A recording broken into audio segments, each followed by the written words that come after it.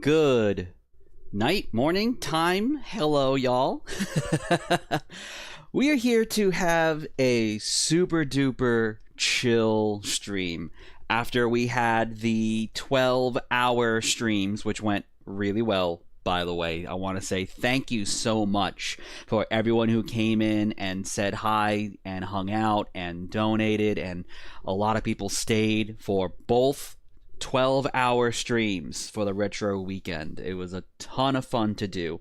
So I figured for tonight's stream, we're just going to be super chill, super casual, and we are going to watch some silly video game ads, promotional VHS tapes, and just some weird stuff that really did just make the 90s kind of look like a fever dream when it comes to the way the way games were promoted at that time.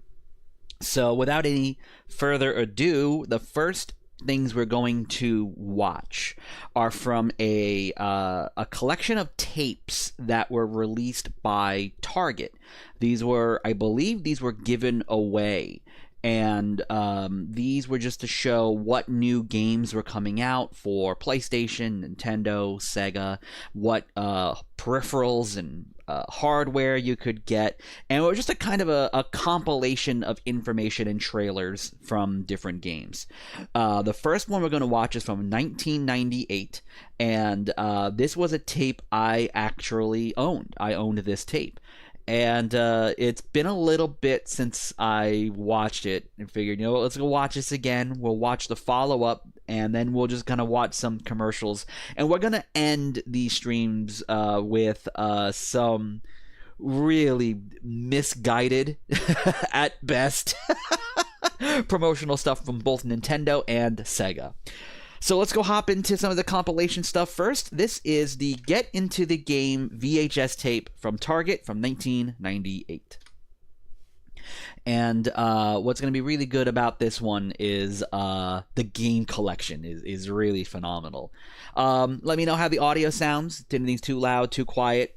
And we'll fix it from there. I'll also have, once this video is live, after the stream is done, I'll have where you can find these videos online and watch them on your own. So they'll be in the description as well as the chapters of what we're watching. So yeah, lotus in my ears a little bit.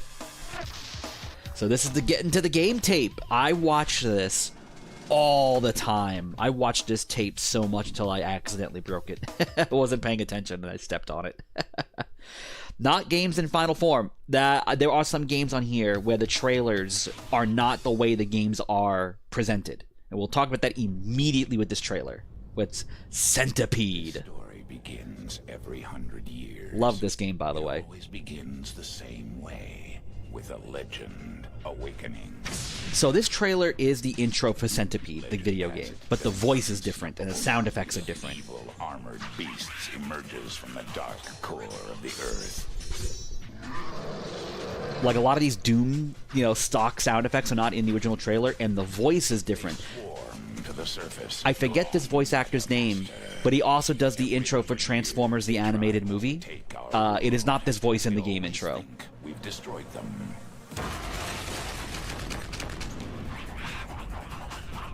But legend also has it that every 100 years, We're wrong.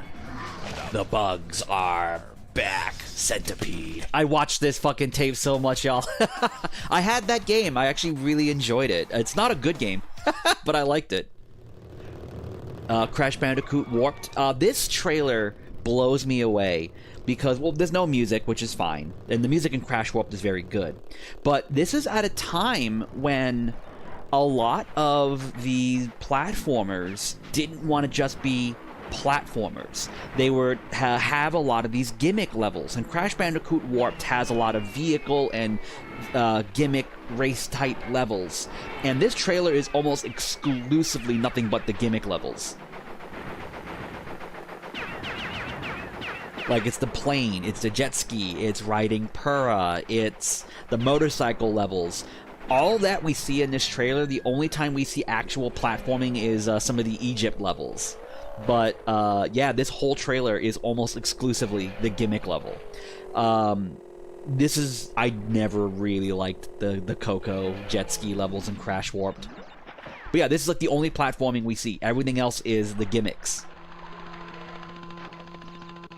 Also very weird to hear this game with no music. This is actually my favorite Crash Bandicoot as well, even though I was just kind of poo-pooing on the gimmicks there. This was my favorite Crash Bandicoot, and I think still is. I love Crash 3. It was cool to be able to play as Coco in this game, even though it was only the gimmick levels. It wasn't until the follow-up, Wrath of Cortex, we actually had some Coco-centered levels. Madden's great. Madden is very good. I was always a game day person, though, at this time. That was my go-to football game, was game day. Captured animation for authentic NFL player moves and hits.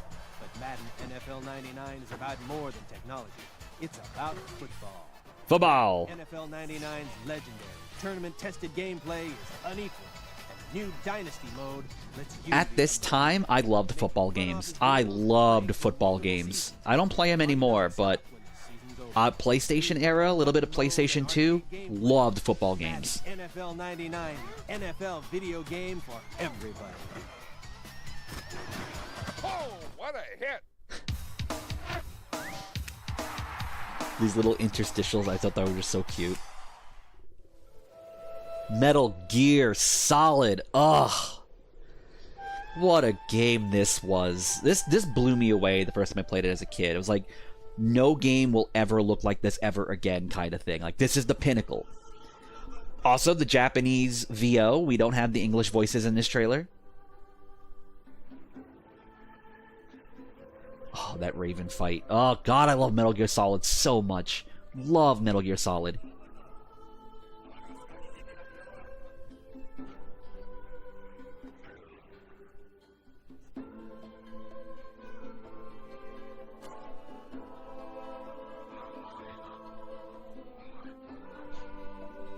Ninja sounds great. Great voice for Psycho Mantis.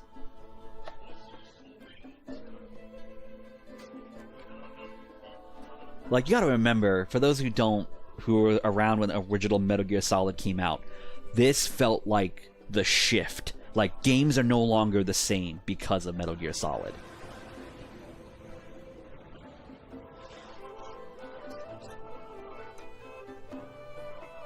That is a way deeper voice for Liquid than I expected. Metal Gear Rex. Ugh. Love this game.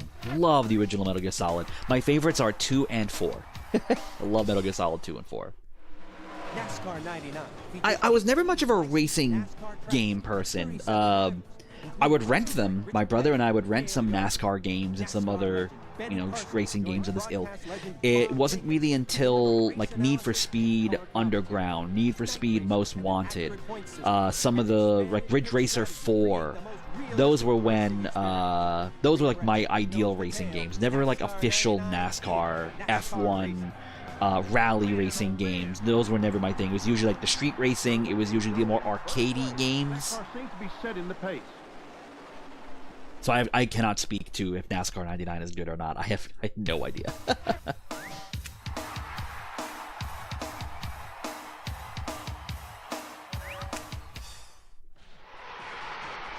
This is the shit right here. NFL Blitz is one of the most fun arcade games. To this day, I think probably like NFL Blitz 2000 is maybe the pinnacle, 2000 or 2001 maybe.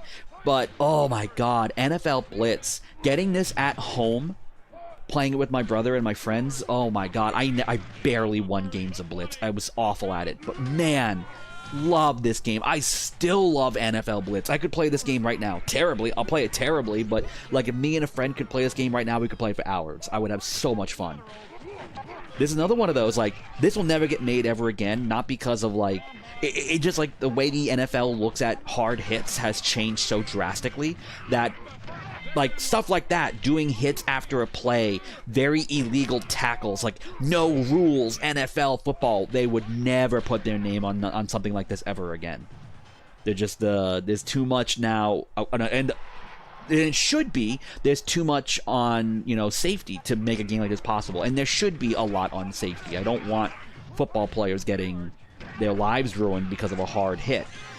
But yeah, this was just like that. This was that era where the NFL would still have like, oh, here's highlight reels of people getting their shit wrecked in the history of football, and there was still like kind of a love for someone getting ruined during a football game, but not as much anymore. But Blitz, man, what a good fucking game, though. All things, kind of in a vacuum. What a great game. First down. Game Day. I loved Game Day. I loved 989 Sports. It was Game Day. It was their version of NFL Blitz. It was called NFL Extreme. That was another game I played a lot. This was a slower game than Madden, I remember. It definitely was not as... the presentation wasn't as smooth as a Madden game. But man, I loved Game Day. I had the original. Actually, I still have the original Game Day around here in the old PlayStation like cardboard tall box. Wow, Shannon Sharp, look at you. I just always appreciated Game Day. My buddies were Madden players. They were all Madden guys. And my friends who had a Dreamcast, they were the 2K games because the 2K games were fantastic.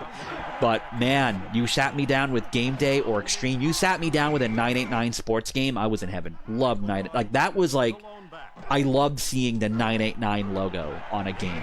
I don't know. It always made me think like, okay, yep, we're in good hands. 989 is here. Which I'm sure is probably not the case. That actually, if I look back at it, these 989 games probably were garbo, but I loved them at the time as a kid. Really loved them. I would get demos like on OPM, Official PlayStation Magazine, when they still gave free demos away with their issues. And when it came with a 989 Sports game, I was like, that was the first thing I went to.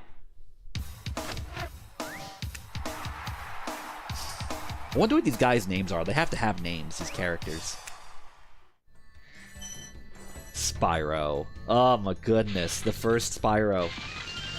Spyro, I love Spyro Year of the Dragon. I think Year of the Dragon, which was the third one, is my favorite Spyro. But very similar to Crash Bandicoot Warped, there was a lot more gimmicky stuff level-wise and character-wise. And but the general exploration of going from level to level and boss battles and just platforming, they really did get better with every game.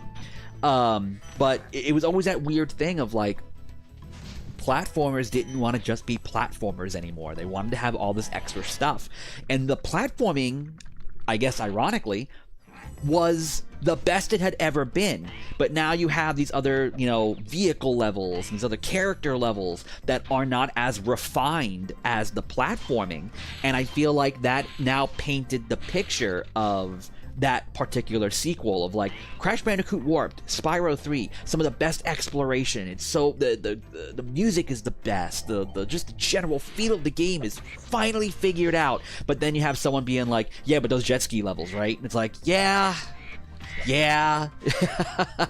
But Spyro 3, Crash Bandicoot 3, like these were games that were just on constant rotation in my PlayStation. Loved these games. Spyro 1, I remember not really being that in love with. I found the game to be kind of, I don't know. It felt like the idea is there, but we don't have it figured out quite yet. And then they would get to that point. But Spyro 1 never grabbed me like 3 did. This Tomb Raider 2 or 3? 3. I don't remember Tomb Raider 3. I played 1. I played so much of 1. I played a lot of 2, never beat it. And 3, I think I only played on a demo that I got from Pizza Hut, which was also the first time I had played Metal Gear Solid. It was on that PlayStation Pizza Hut underground demo thing. It was Tomb Raider, Metal Gear, Crash Bandicoot Warped, and Medieval, and maybe one other game. And I want to say that was a demo that had Tomb Raider 3 on it. And it was like, you had to escape this prison, and like this prison room, and there was an armed guard, and there were like these lasers that would just like destroy your health. And I remember playing as a kid being like, I don't know if this is how I want to play Tomb Raider. I have the Tomb Raider remasters. I'm still playing through 1 on the remaster. I haven't played 3 yet. I wonder if my view on 3 would be different now. Whoop. Okay, we gotta mute this real quick.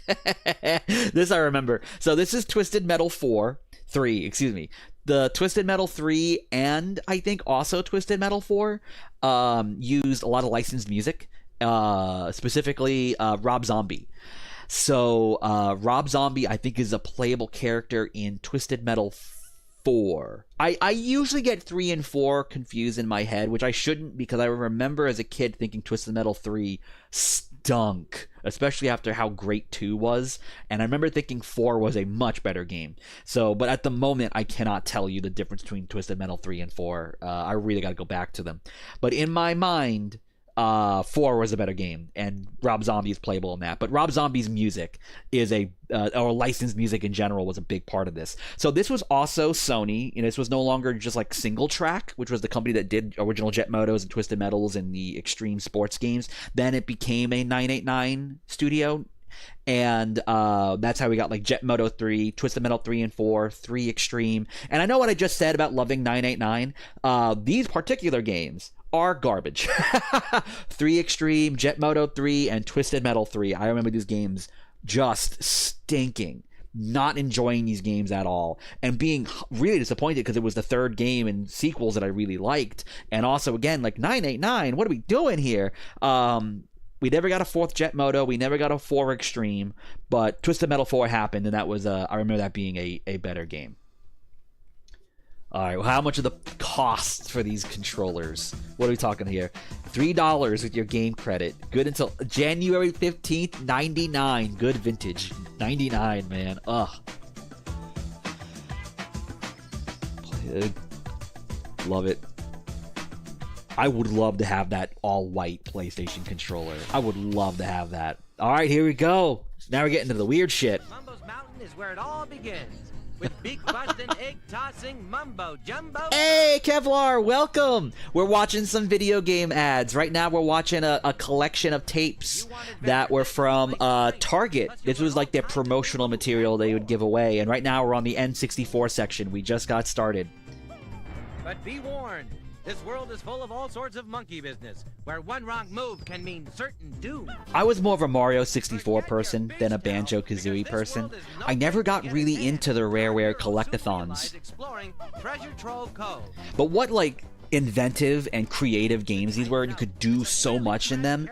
But I just preferred Mario 64 over a Donkey Kong 64 or a Banjo-Kazooie. Where the coast isn't always clear.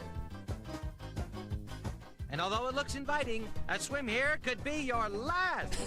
If you think it's almost over, guess again. The music, too, is so interesting to hear this coming out of Banjo when it's not, you know, the old Grant Kirkhope music. To meet the wicked, warty wench of the West, and that's no bull. This is such a Nintendo-ass trailer. Meet up with some nutty characters and familiar faces as you prepare for your final confrontation with Gruntilda. Oh, look at that. It poops out the eggs.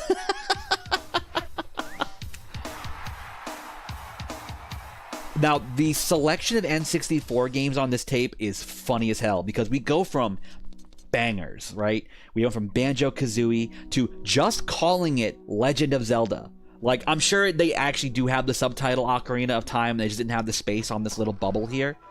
But, like, going from Banjo to this, and the game that we are going to end on this selection is hysterical. Were these mini solid-state drives? JK, I'm old and know what they are.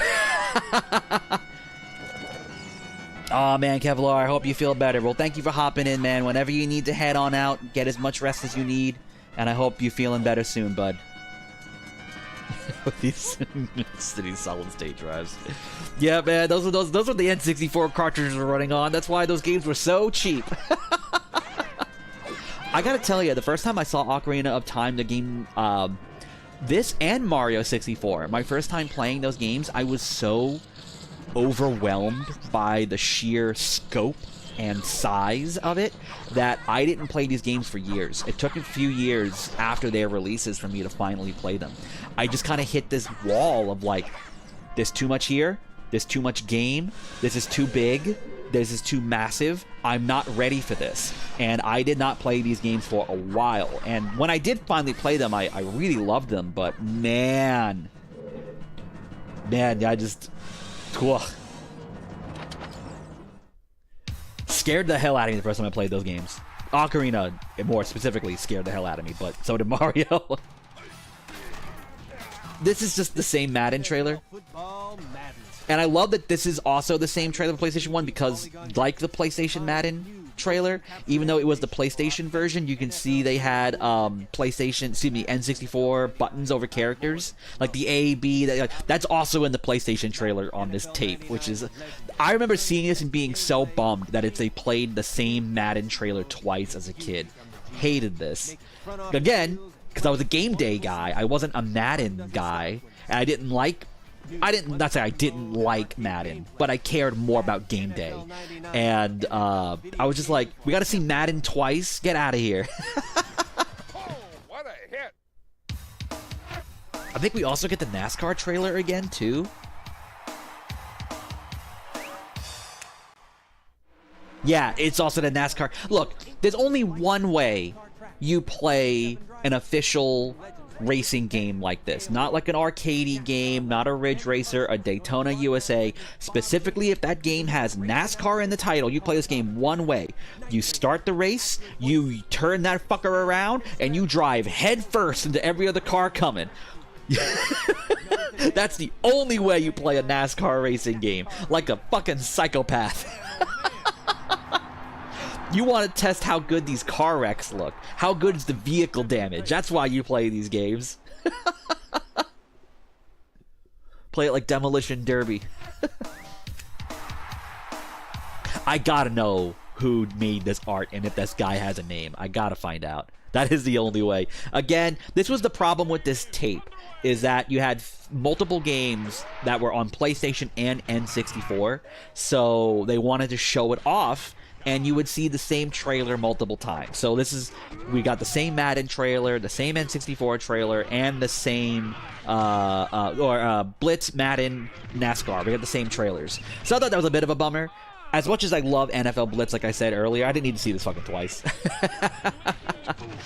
I wonder, is this a tape that was played, like, at the electronics section as well? Like, I know they would have, like, the kiosks and the displays where they'd have, like, you know, you gotta look up into the fucking heavens in order to play the video game. So I wonder if this was also played at stores. Like, do they have a TV set up where they would just, you know, play through a VHS tape?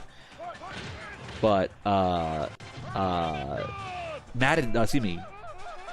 Blitz is great.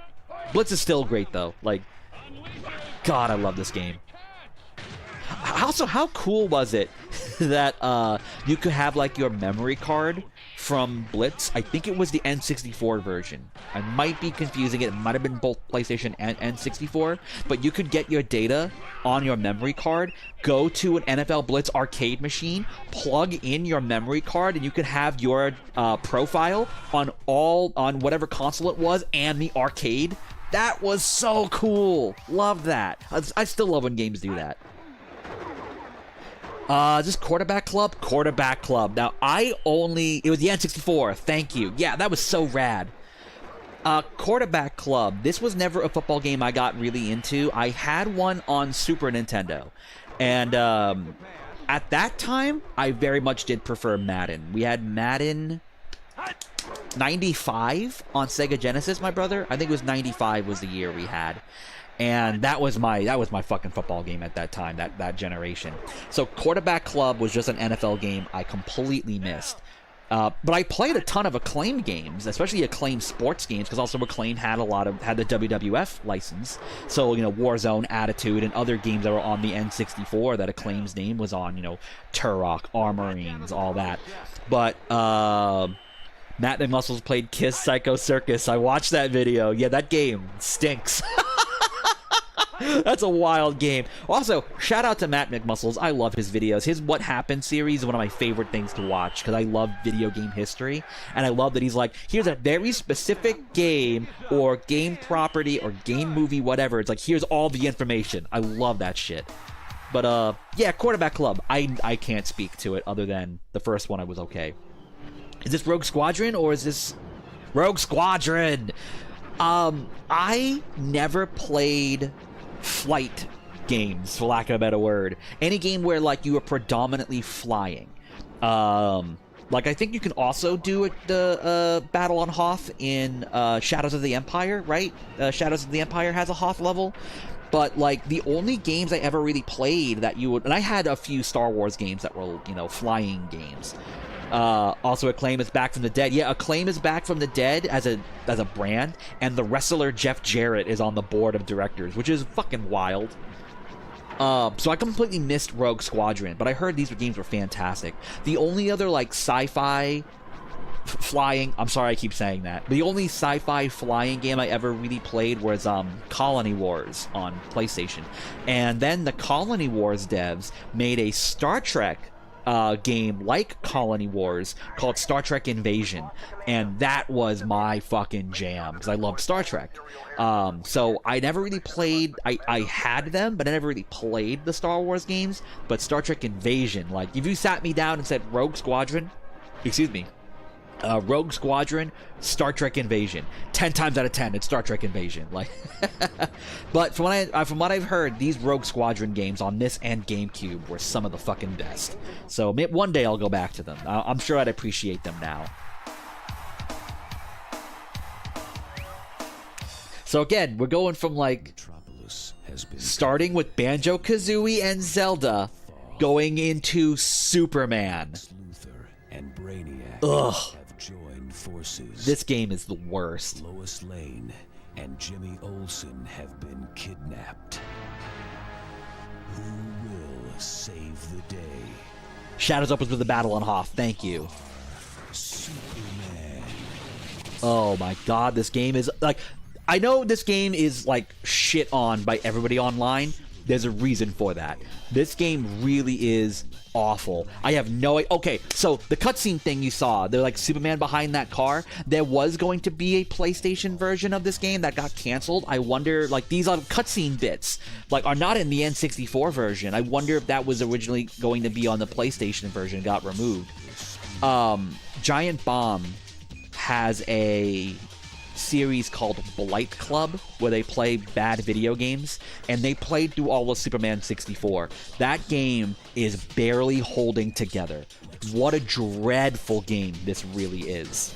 And I remember watching this trailer and being like, because I love the Superman cartoon this game is based on, I'm like, hell yeah, Superman, I can't wait to play this. Because I had Superman on Sega Genesis that Sunsoft had developed, and I played that game a ton. So I was like, yeah, more Superman, hell yeah, and the cartoon is so good. And then this game is one of the worst games ever made. And it is. Like, genuinely terrible game. I think that's the last game we see on here as well. Or if not one of the last games. Turok 2. Excuse me. Taking it back. We're ending on a fucking banger. Like, granted, this game is running at 5 frames per second right now. But Turok 2, oh man, love Turok 2. I don't recommend playing it in its original version if you can. Playing the Night Dive remasters is the way to go. But Turok 2, what an incredible game.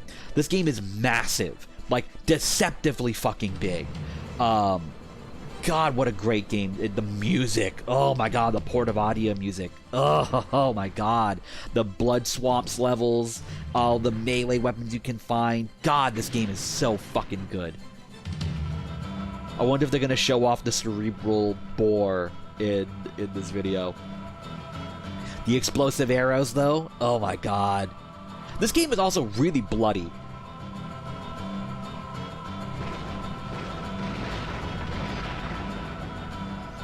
Oh my god, the drunk missiles too. All the bugs. Oh my god, Turok 2, I love it.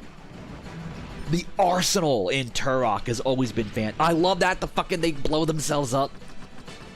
The most impressive N64 game ever. It is impressive. It is very impressive. Not gonna say it ain't, man. It really is. The cheat code to unlock everything in this game is you go into the password and all one word, beware oblivion is at hand. That is the cheat code to unlock everything in Turok 2. WCW! Oh, is this Versus the World? Oh, it's Revenge. I still have this game in my closet right now. This is my first ever time playing an N64 game at home. I always love the wonky ragdolls and the Turoks. Oh, they're the best. Especially when they just fall off of shit. Oh, it's so good. when my brother got an N64, we got it kind of late. The first 3 games we got, WCW NWO Revenge, a Rugrats game that played like Mario Party, and then I think the other one was it Nightmare Creatures? That might have been it. But we played so much WCW NWO Revenge. And like, there were other games after that really improved on this. You know, WWF Attitude. No, excuse me. That's the Acclaim one. WrestleMania 2000, and specifically WWF No Mercy, which is still looked at as like the genre-defining game of this style of wrestling game. Dollars to donuts, I want to play WCW NWO Revenge every time. Love this fucking game. It's so simple.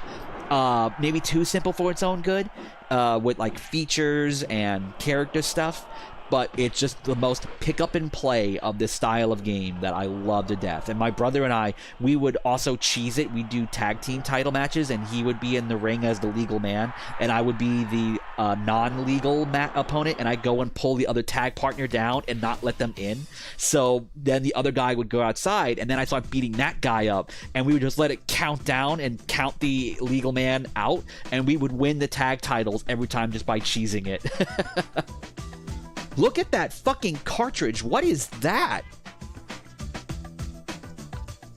Alright, chat, what was your favorite N64 color controller? And it can't just be the see-through purple, because that's my favorite. Everyone loved that one for a reason. It's a cool fucking controller. What was your ideal color N64? Alright, that's the first tape. That is 98. And we have 99 next. We're going to watch the other Target Get Into the Game tape. And we're going to see how this one goes. This one coming up, I have not watched. We're now going into this one completely blind. So I'm actually pretty curious to see... whoops, hit the wrong button. The gold one? Gold one's good. Alright. Now, I have not watched this one. This is the first time. So we're going to see this one together. It made me feel fancy. Hell yeah. Video cassette recording. You're about to preview the prime cut of Y2K gaming. The next word in video game fun. You ready for Y2K gaming, y'all? Get up, get into Target, and get into the game. That was Oh, we're in hell. And unfortunately, you'll be seeing quite a lot of him. Since I am the cute one. Okay. So Oh, Stack, no. make yourself useful and describe the color-coded way through this very cool video. Here's the dealio. You PlayStation devotees look for orange. Followers of Nintendo dial up the yellow. Oh, no. Game Boy gamers stare at the purple. Okay. Dreamcasters get into the blue. Okay. Because it's a free country, feel free to watch it all. And now, a bit of business. Each game at Target has a quick reference ESRB content. No AO. For your little bro or sister 3 and older. The happy E for everyone. Oh, this G tape. for you. This is we're getting the true tape VHS experience. It's not yet been rated, but will be soon. So act responsibly, act appropriately, act your And people age. say that TikTok is brain rot. We had our own back in the day. It just wasn't chronicled as well, so it's lost to time. Yes, I agree with that. It's easy. With our ultimate collection of the biggest names and most requested titles. We make it even easier with the enclosed Gamer Coupon Book. A bestseller coupon book? cover with big game savings. The perks don't stop there. Use our Gamer Wish List to keep your top picks top of mind with all the gift givers that might be inclined to... This is really good. Like, as a marketing thing, this is actually really neat. www.getintothegame.com. All right, we're going to see if that's still real. Hold on. Dedicated site. All right, Mr. Speck. Let me see where this gets me. Get into... It's a gas station. It's the one and only PlayStation. Get into the game. Dictionary about it. Oh, say it, announcer man. Here it .com. comes. First up, the world's most advanced racing game, Gran Turismo 2. Give it to me, announcer man. Get into the game. It is a dead website. Gran Turismo 2. That was the other game that was on that PlayStation demo disc. I don't remember if I said it was Gran Turismo. That was on the Pizza Hut demo disc I owned. But Gran Turismo 2, man. Like, Gran Turismo 3 was probably the one I put the most time into. But, man, this was... My brother was really into Gran Turismo. 10 and 2, baby. Hands on the wheel. Fantasy is about to become your virtual reality with Final Fantasy VIII. Fucking A. I really need to go back to Final Fantasy VIII. I remember being really hard on it when it came out. God, this intro to Final Fantasy VIII, though, was something special, right? This music, the animation, just seeing how good the characters looked. Like, going from Final Fantasy VII to 8, like, what a jump. What a technological jump. Which is why I say, if you want to see the transition from 7 to 8, also play Parasite Eve. A lot of the same team worked on 7, Parasite Eve, and 8. And if you play those 3 games, you can see that jump. Gran Turismo 3 did not sell the PS1 for me as a kid. It was Marvel Superheroes. Oh, shit. There we go. Marvel Superheroes is good.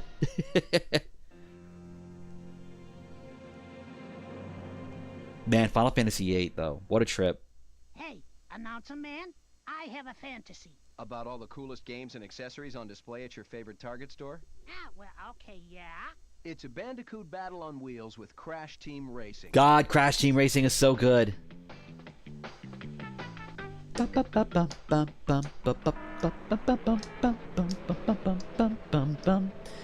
loved kart racers. I still love kart racers. PlayStation wise, I'd always say like Crash Team Racing was the best one. You know, which is my fandom coming out because I loved Crash Bandicoot. But if you wanted to play a good kart racer on PlayStation that isn't Crash Bandicoot, Speed Punks. Speed Punks was a great game. I remember thinking that game was wonderful. Sure, but can he parallel park? Johnny M takes the field. I hate this. Welcome to Madden NFL 2000.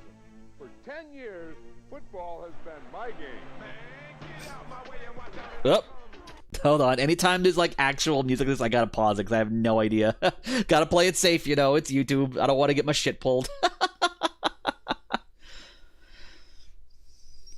Oh, man. I always loved how every Madden game would sell itself as like, did you like last year's Madden? Well, you were a fucking idiot. That's the worst game ever. Last year's Madden? Fucking dog shit. This year's Madden? Fucking the best game ever. Best game ever. Can't believe you even played that Madden last year.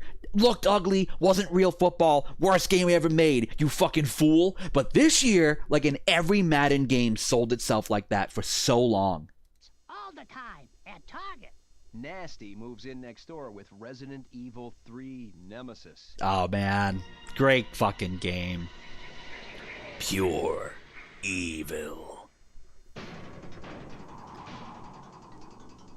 Man, Resident Evil 3 blew me away. What a cool fucking game. Is 3 my favorite PlayStation Resident Evil? Is it 3 or 2? Might be 3. I think 3 is my favorite Resident Evil on PlayStation 1. Resident Evil 2 available for Nintendo 64. That version of Resident Evil 2 is so impressive. Oh, so very evil. 24/7, Shut up, Spec. Dial up www.getintothegame.com for hints, tips, previews, and all the other great Target video game stuff. Every day is game day with NFL Game Day 2000. There we go. Here's my fucking boy. Loved Game Day. Oh my goodness. I think this was probably the year I played the most, was 2000. A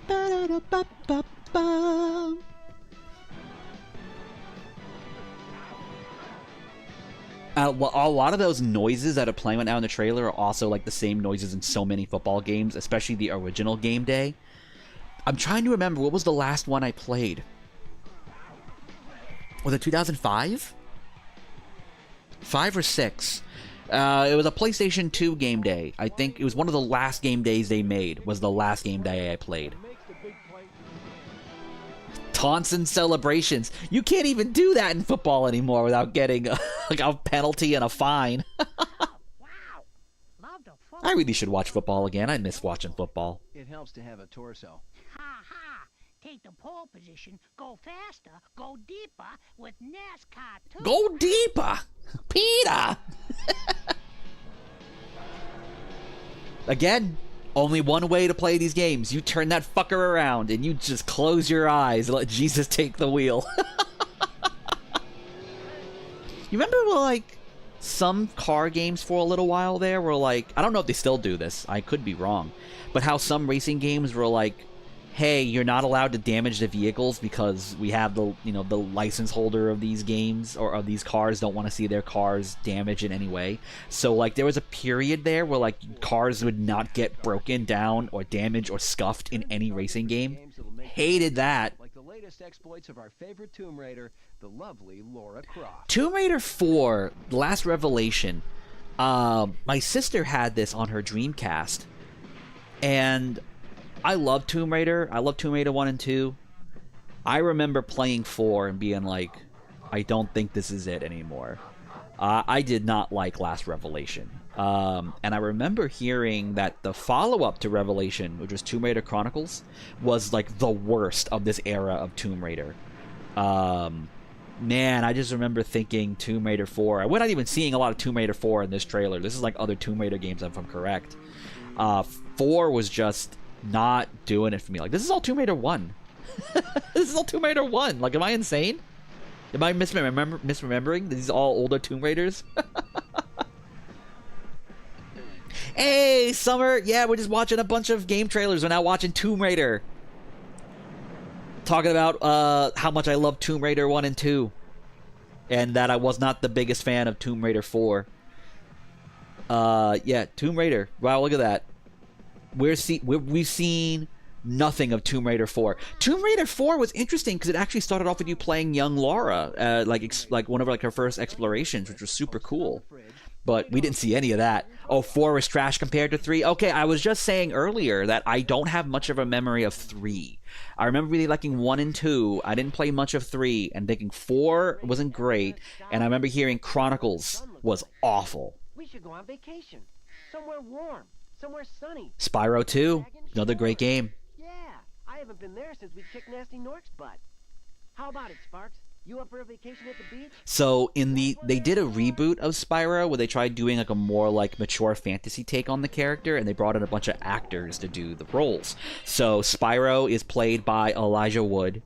They brought in the character Cinder, played by Christina Ricci in like the third of that era of Spyro. Gary Oldman plays like a high dragon. And 3 is awesome. Chronicles, okay, yeah, that's what I keep hearing. Okay, 3 is good. I gotta play 3 again. I really should put some more time to that one. But my favorite was Sparks in those games. Got 2 different actors. Once it was David Spade, and then it was also Wayne Brady. Is this Skylanders? Oh my god. Skylanders. I thought Skylanders were the first time I saw like original Skylanders was Spyro's Adventure. Thought that was the dumbest thing. I hated it, and then it made, you know, millions of dollars. I never got this VR mission, the VR mission side of Metal Gear Solid 1. I thought this was a really cool thing, but I always wanted more of this to be like its own game or be attached to a Metal Gear. I didn't really dig it as its own game. And from what I understand, in Japan, this is not its own thing. It was part of a collection where it's like Metal Gear Solid 1 plus the VR missions. While in America, the VR missions were sold separately, I believe is the case. And, you know, we're also getting a lot of Kojima just being Kojima.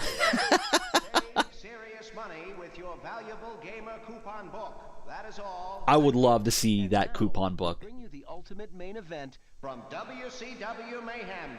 That is not... Oh, get fucked. WCW Mayhem is not a good... Okay, here's my...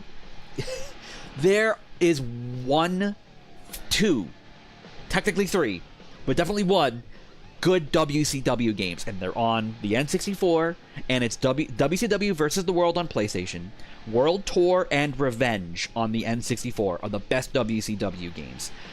Mayhem is probably one of the better ones on PlayStation, way better than the Nitro and Thunder games, but Mayhem is not that great. Its sequel, though, Backstage Assault, is infinitely worse. I wish I might fill out the wish list and I'll get it right in time for the holidays. Now, a sure list topper, NFL Blitz 2000. Yep, NFL Blitz 2000. Great fucking game. Like I was saying earlier, you know, we'll never get a Blitz game again, not for any other reason other than the NFL does not want to see players getting hurt. They don't want to see a player getting hit after a play, which is why when Arcade 1-Up put out the NFL Blitz Collection arcade cabinet, they actually removed some of the hard hits, and they removed the hitting after a play ends, because the NFL was like, no, we're not doing that anymore, as like even like a silly little thing. We can't promote that in any way. So like new versions of Blitz, that's all removed.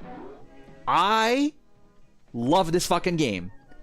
I love Pac-Man World. I love Pac-Man World. I know this game gets shit on, probably deservedly so. Like, I've played the remaster of this game that they put out on PS4, PS5, and it's great, 'cause it's just Pac-Man World, but cuter. But it also has a thing where in original Pac-Man World, it had Miss Pac-Man. But because Namco doesn't have any ownership of a Miss Pac-Man anymore, she's now renamed Pac-Mom. Interact! Oh my god, Interact! I had so many Interact products. I had a Game Shark. Grab the V3 racing wheel. Never had a racing wheel for Interact. I always had Mad Catz racing wheels. And you'll never call shotgun again. But I definitely had Interact. I had the Game Shark. I definitely had... Get way into the game with insiders tips, hints, and all the spilled beans. That's the cover for the PlayStation magazine cover for Resident Evil 3. Game Pro magazine. I have some Game Pros right on my bookshelf right now. I'm staring at them. And all the news that's sick enough to print. In fact, actually, I think one of the Game Pros they're showing off is the one I have. It's a WWF Game Pro. I think I have that one legit in my bookcase. Take your game to the next level with a revealing trip to Target. Fill your pockets with the gamer coupons that came along with this video, and keep more dough. This is so silly. I wish that there was more game footage. Like I feel like these are a little too short to then now turn into like Target promoting Target, which the first tape was just here's games, you know, nothing else. So I get why they would want to turn this more into an actual proper marketing thing. But now we're moving on to the N64. Yeah, all right, N64. What do you got? Okay then. Johnny, oh my god, I cannot stand this dude's voice. Oh, we're already doing seeing the same trailer like we did last time? It's the same trailer! Ah, it's a bummer. 2 years in a row with this shit? This is why no one wants to go to your store anymore, Target. Not because you, are making bad decisions. Uh-huh, Target, great. Forgot that I gotta pause the music. We go mute that real quick because I have no idea if that's gonna get my channel in trouble. Oh man, no! Again, give me game day. Just give me game day. Give me game day over Madden at this time. Even though I know Madden is the better game, give me game day. Well, give me Blitz. Blitz is honestly what I prefer. I don't know why this dawned on me, but Netflix and Redbox both used to have games. Yes, and there used to be GameFly. But yeah, Redbox, when that was still around, my cousin actually, you were able to buy games from Redbox once they started closing it down. And my cousin bought me Death Stranding off of a Redbox, and I actually have like the Redbox case for fucking Death Stranding. There's also GameFly, which you could Dawned? I think it's Dawned on Me. I think that's it. Is it Dawned? D-A-W-N or D-O-N-N? You know what? Actually, I don't fucking know. I've been saying it my whole life. I have no idea actually how to spell it now. Yeah, GameFly. GameFly was a cool service. I've never really used it often, but I thought it was just so cool that, like, I can rent games online or over the mail. I don't need to go to a store to rent a game or buy a game. I can just get it over my mail. That's so cool. Island maps. Get along, little donkey. It's Donkey Kong 64. Donkey Kong 64. Just talking about it earlier, we watched the last tape. I was never really into the Rare collectathon games. I was never that big. I was never as big into a Banjo-Kazooie and a Donkey Kong as I was bigger into like Mario 64, as I said earlier. But 64, you know, Donkey Kong 64 has that thing where you needed the expansion pack, otherwise the game would break, I think is the urban legend. I don't know if that's ever been like officially like here is the science behind why it was required. I don't know if it's ever been officially revealed. I think Matt McMuscles actually does have the answer to that on his What Happened on the Game. But yeah, for those who don't know, Donkey Kong 64, you needed to have the N64 expansion pack, otherwise the game wouldn't work. One of the giants in the biz. I wish I may, I wish I might. Fill out the wish list and I'll get it right in time for the holiday. I already used this one. Come on, man. You gotta have new material. Awesome Legend of Zelda. We have more stuff. This looks very similar to the last trailer, but now we actually are having the proper music and sounds. Ocarina of Time. What an incredible game. I think Rogue Squadron needed it too. Really? I didn't know that. Like, I knew, like, certain games required it because there was that extra space that was needed, like Perfect Dark. I remember buying Perfect Dark and being like, okay, now I just need the expansion pack. I'll get that one day. And then I didn't get that until, like, the PS2 was about to die. Then I finally got an expansion pack and could properly play Perfect Dark and the sequel to Ocarina of Time with Majora's Mask. Such a good game. It is. Ocarina, I prefer Ocarina over Majora's Mask, but like when I finally got brave enough to play Ocarina of Time, it was just like, yep, I see it now. I see why everyone loves this game. A lot of staying up late on school days to play Ocarina of Time. Get enough of Zelda. 24/7, dial up www. I bet that guy does not realize the lead character is not Zelda. And all the other great Target video game stuff. Fun is a snap with Pokemon Snap. That was it. That was the game. When we first got the N64, my brother got NWO Revenge, my sister got Rugrats, I got Pokemon Snap. Those were our first 3 N64 games. Pokemon Snap, I thought was the coolest fucking game ever. That you could take all these pictures and you're finding like the puzzles of how to take the Pokemon out, like having to keep knocking the Magikarp around until you threw it in the waterfall and come out as the Gyarados, or making the Arcanine turn into Growlithe, or whatever the opposite is, I can't remember. But like, and then you could actually go to Blockbuster with like your memory card or whatever, and you could print out the pictures that you took in the game. Like, what a cool fucking game Pokemon Snap was.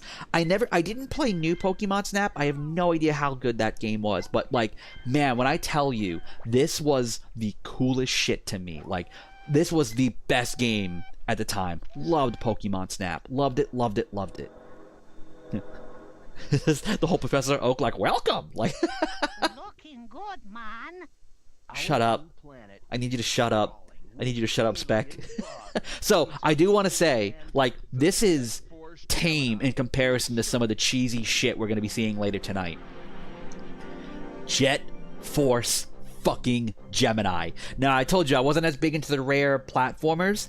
I was big into this shit, though. Like, Rareware, their shooters, I liked. I loved GoldenEye. I loved Perfect Dark. I loved Jet Force. Like, Jet Force was like that good in-between of like a GoldenEye and a Banjo. And I thought this game, just like its anime influence, the way I always thought the main characters looked like Mega Man characters. Oh my god, Jet Force Gemini was such a cool fucking game. I used to always beg to go to the Blockbuster to get stickers printed. That's adorable, man. Hell yes. I never went that far. I never went and, you know, did the whole print them out thing. But I think we probably could have if I asked, but I just never did. I don't know. I was like too ashamed to, I guess. But Jet Force Gemini, good shit. I don't know if anyone remembers this. I know it won't be advertised anywhere, but 2001, there was a Furby game, and it was a choice. I have to look for that then. I did not know of any Furby video game. I am now 1,000% invested in a Furby video game. Please don't hurt me. Please, no, don't hurt me. Oh, yeah. Now we're fucking talking.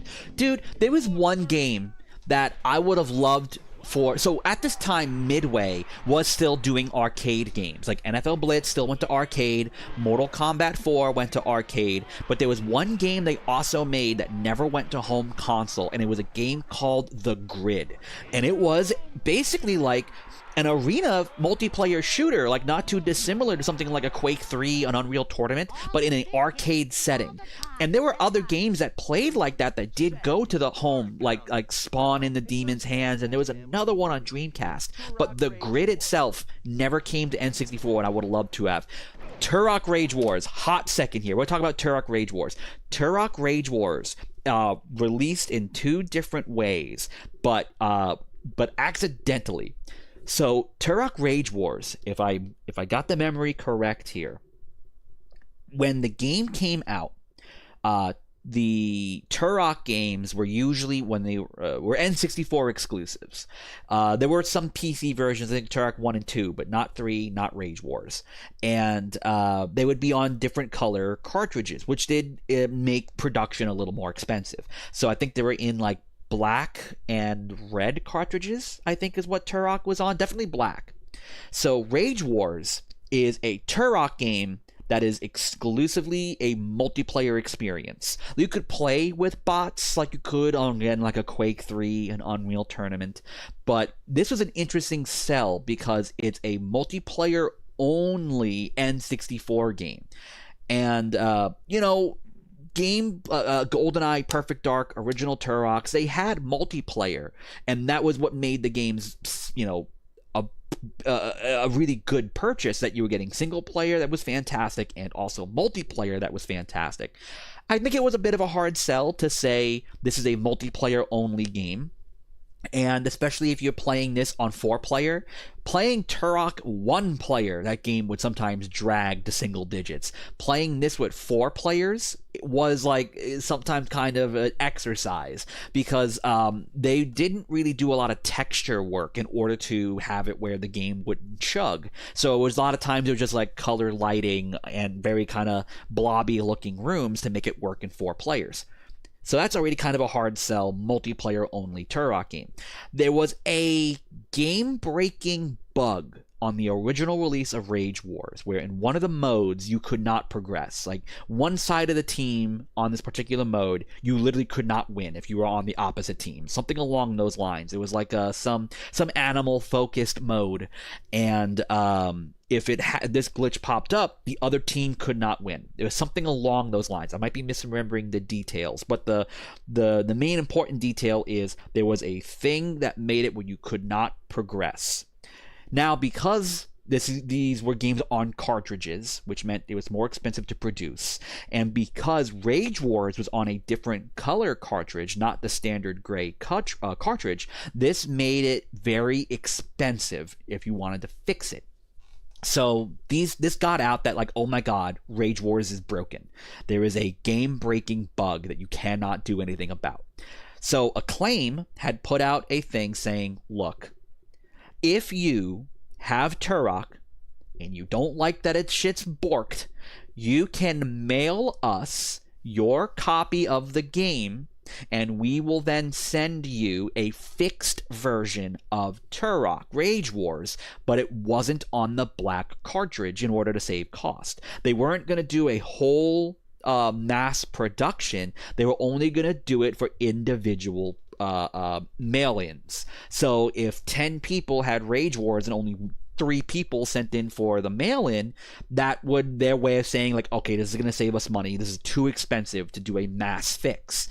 And not a lot of people, as far as I remember, not a lot of people bought Rage Wars, and even less so sent in to get the repaired version. So if you're out in the wild and you find an original gray cartridge, not a black cartridge, you find an original gray cartridge of Turok Rage Wars, you have found one of the most rare N64 games ever. Because they made so little, and because it's the fixed version, which never got a mass production, there is a very, very limited amount of gray cartridge Turok Rage Wars. So if you find one and you can confirm that cartridge is original, you might be sitting on something, something historical. because I don't know how many of those were made. It was a very small amount, from what my research that I did a while ago, which is why I'm kind of hazy on some of the details, but I remember hearing that Rage Wars, the gray cartridge, is one of the most rare N64 games ever because of that game-breaking bug. So there's some Turok history for you.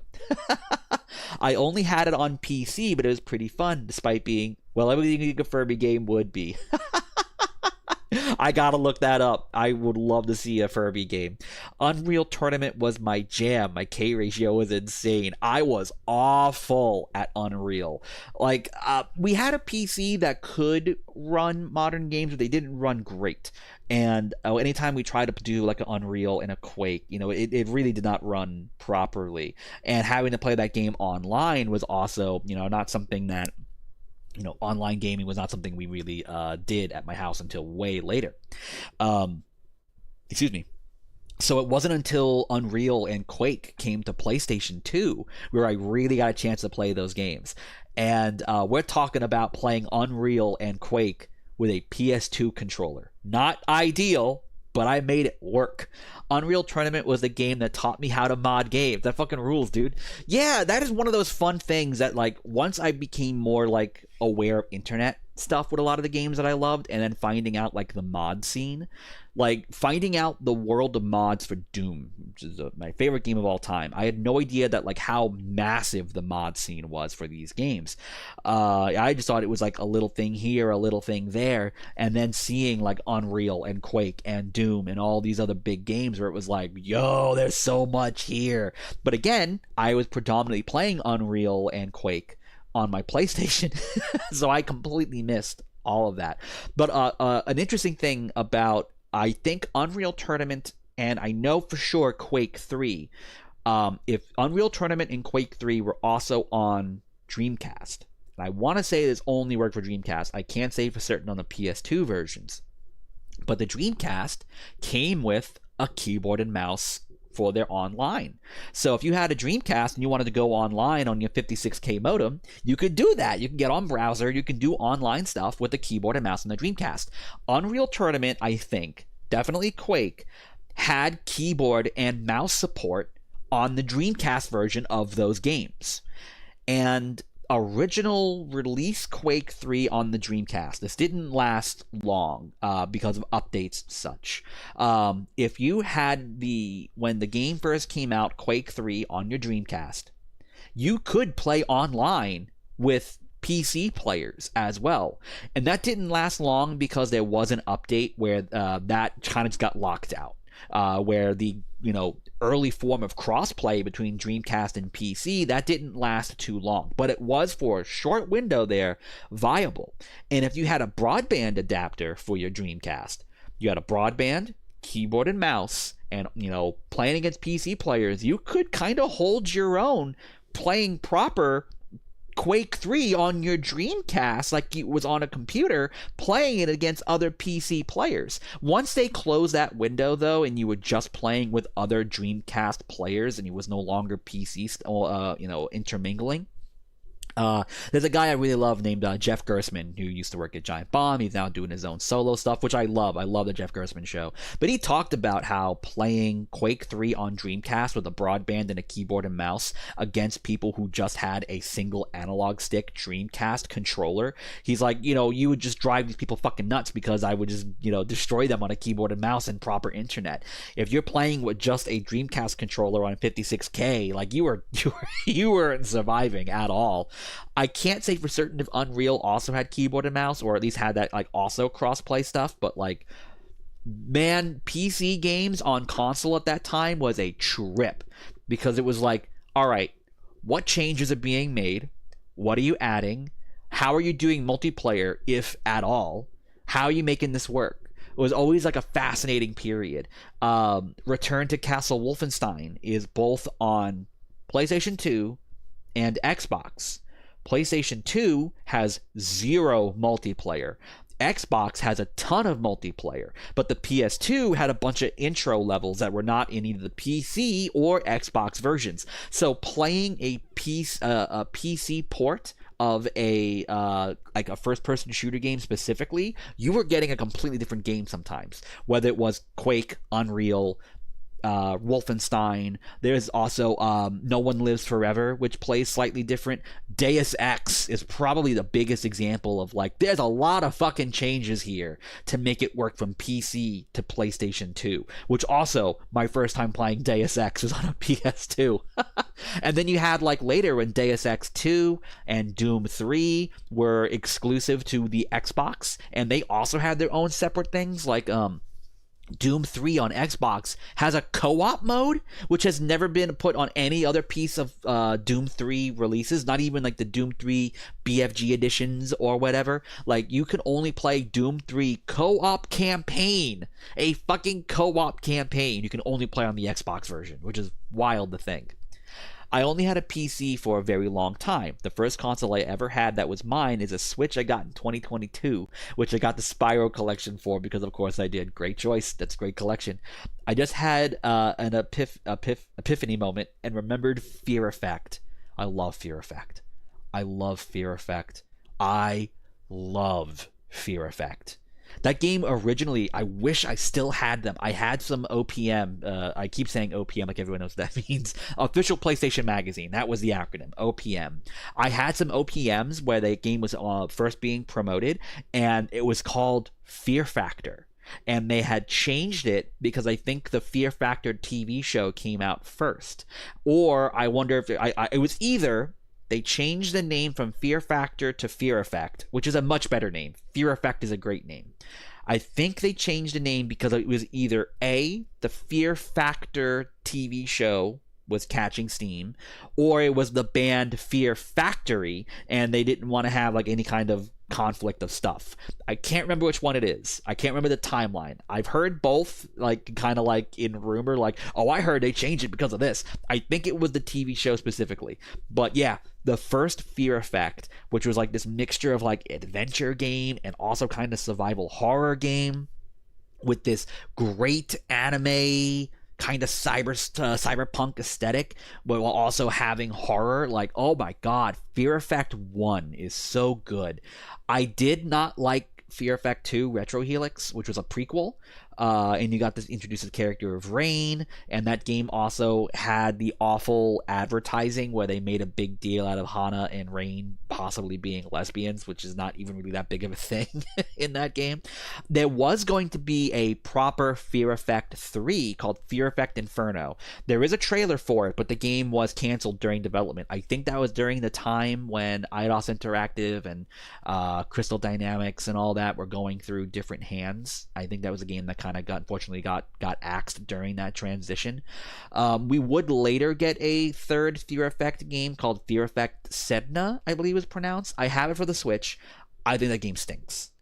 I think that game really stinks. It's kind of heartbreaking how bad that game is.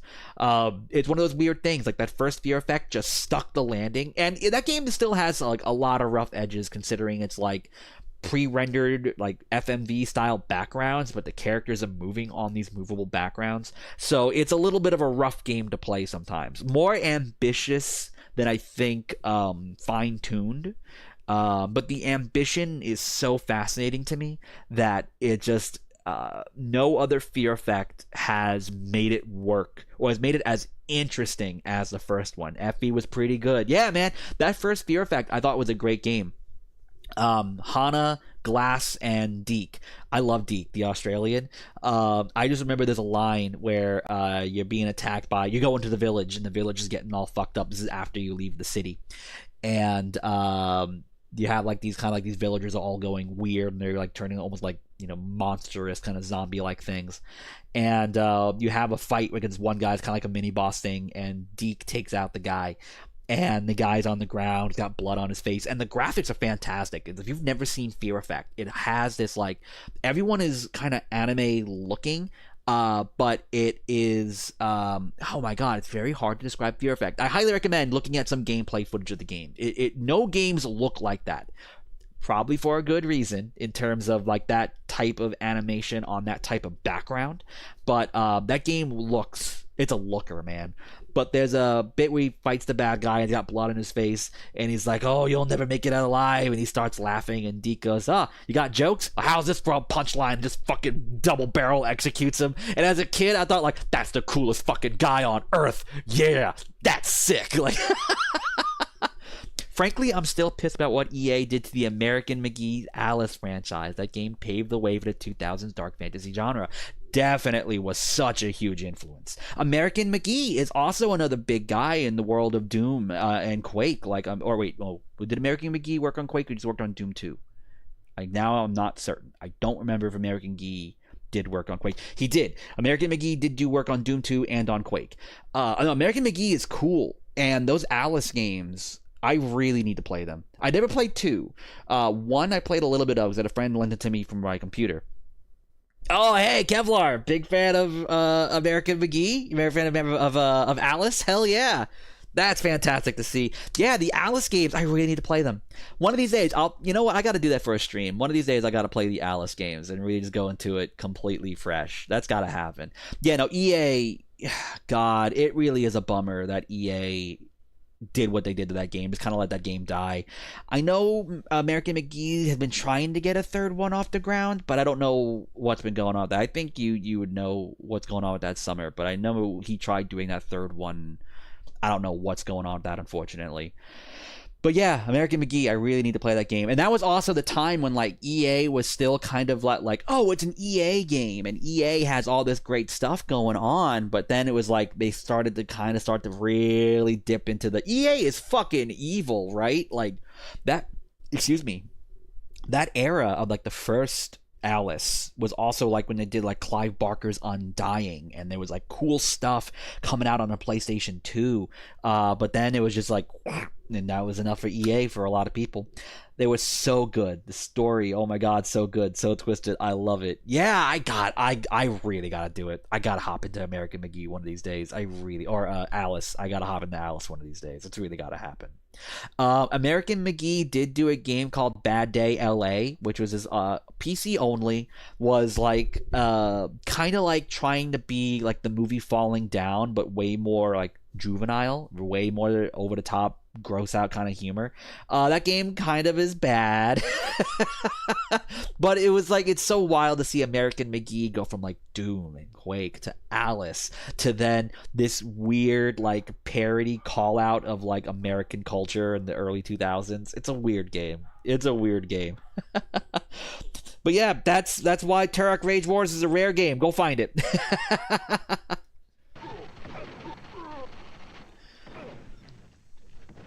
Oh man, I never owned this game, and I liked Turok. I liked getting Turok games. I never played this game.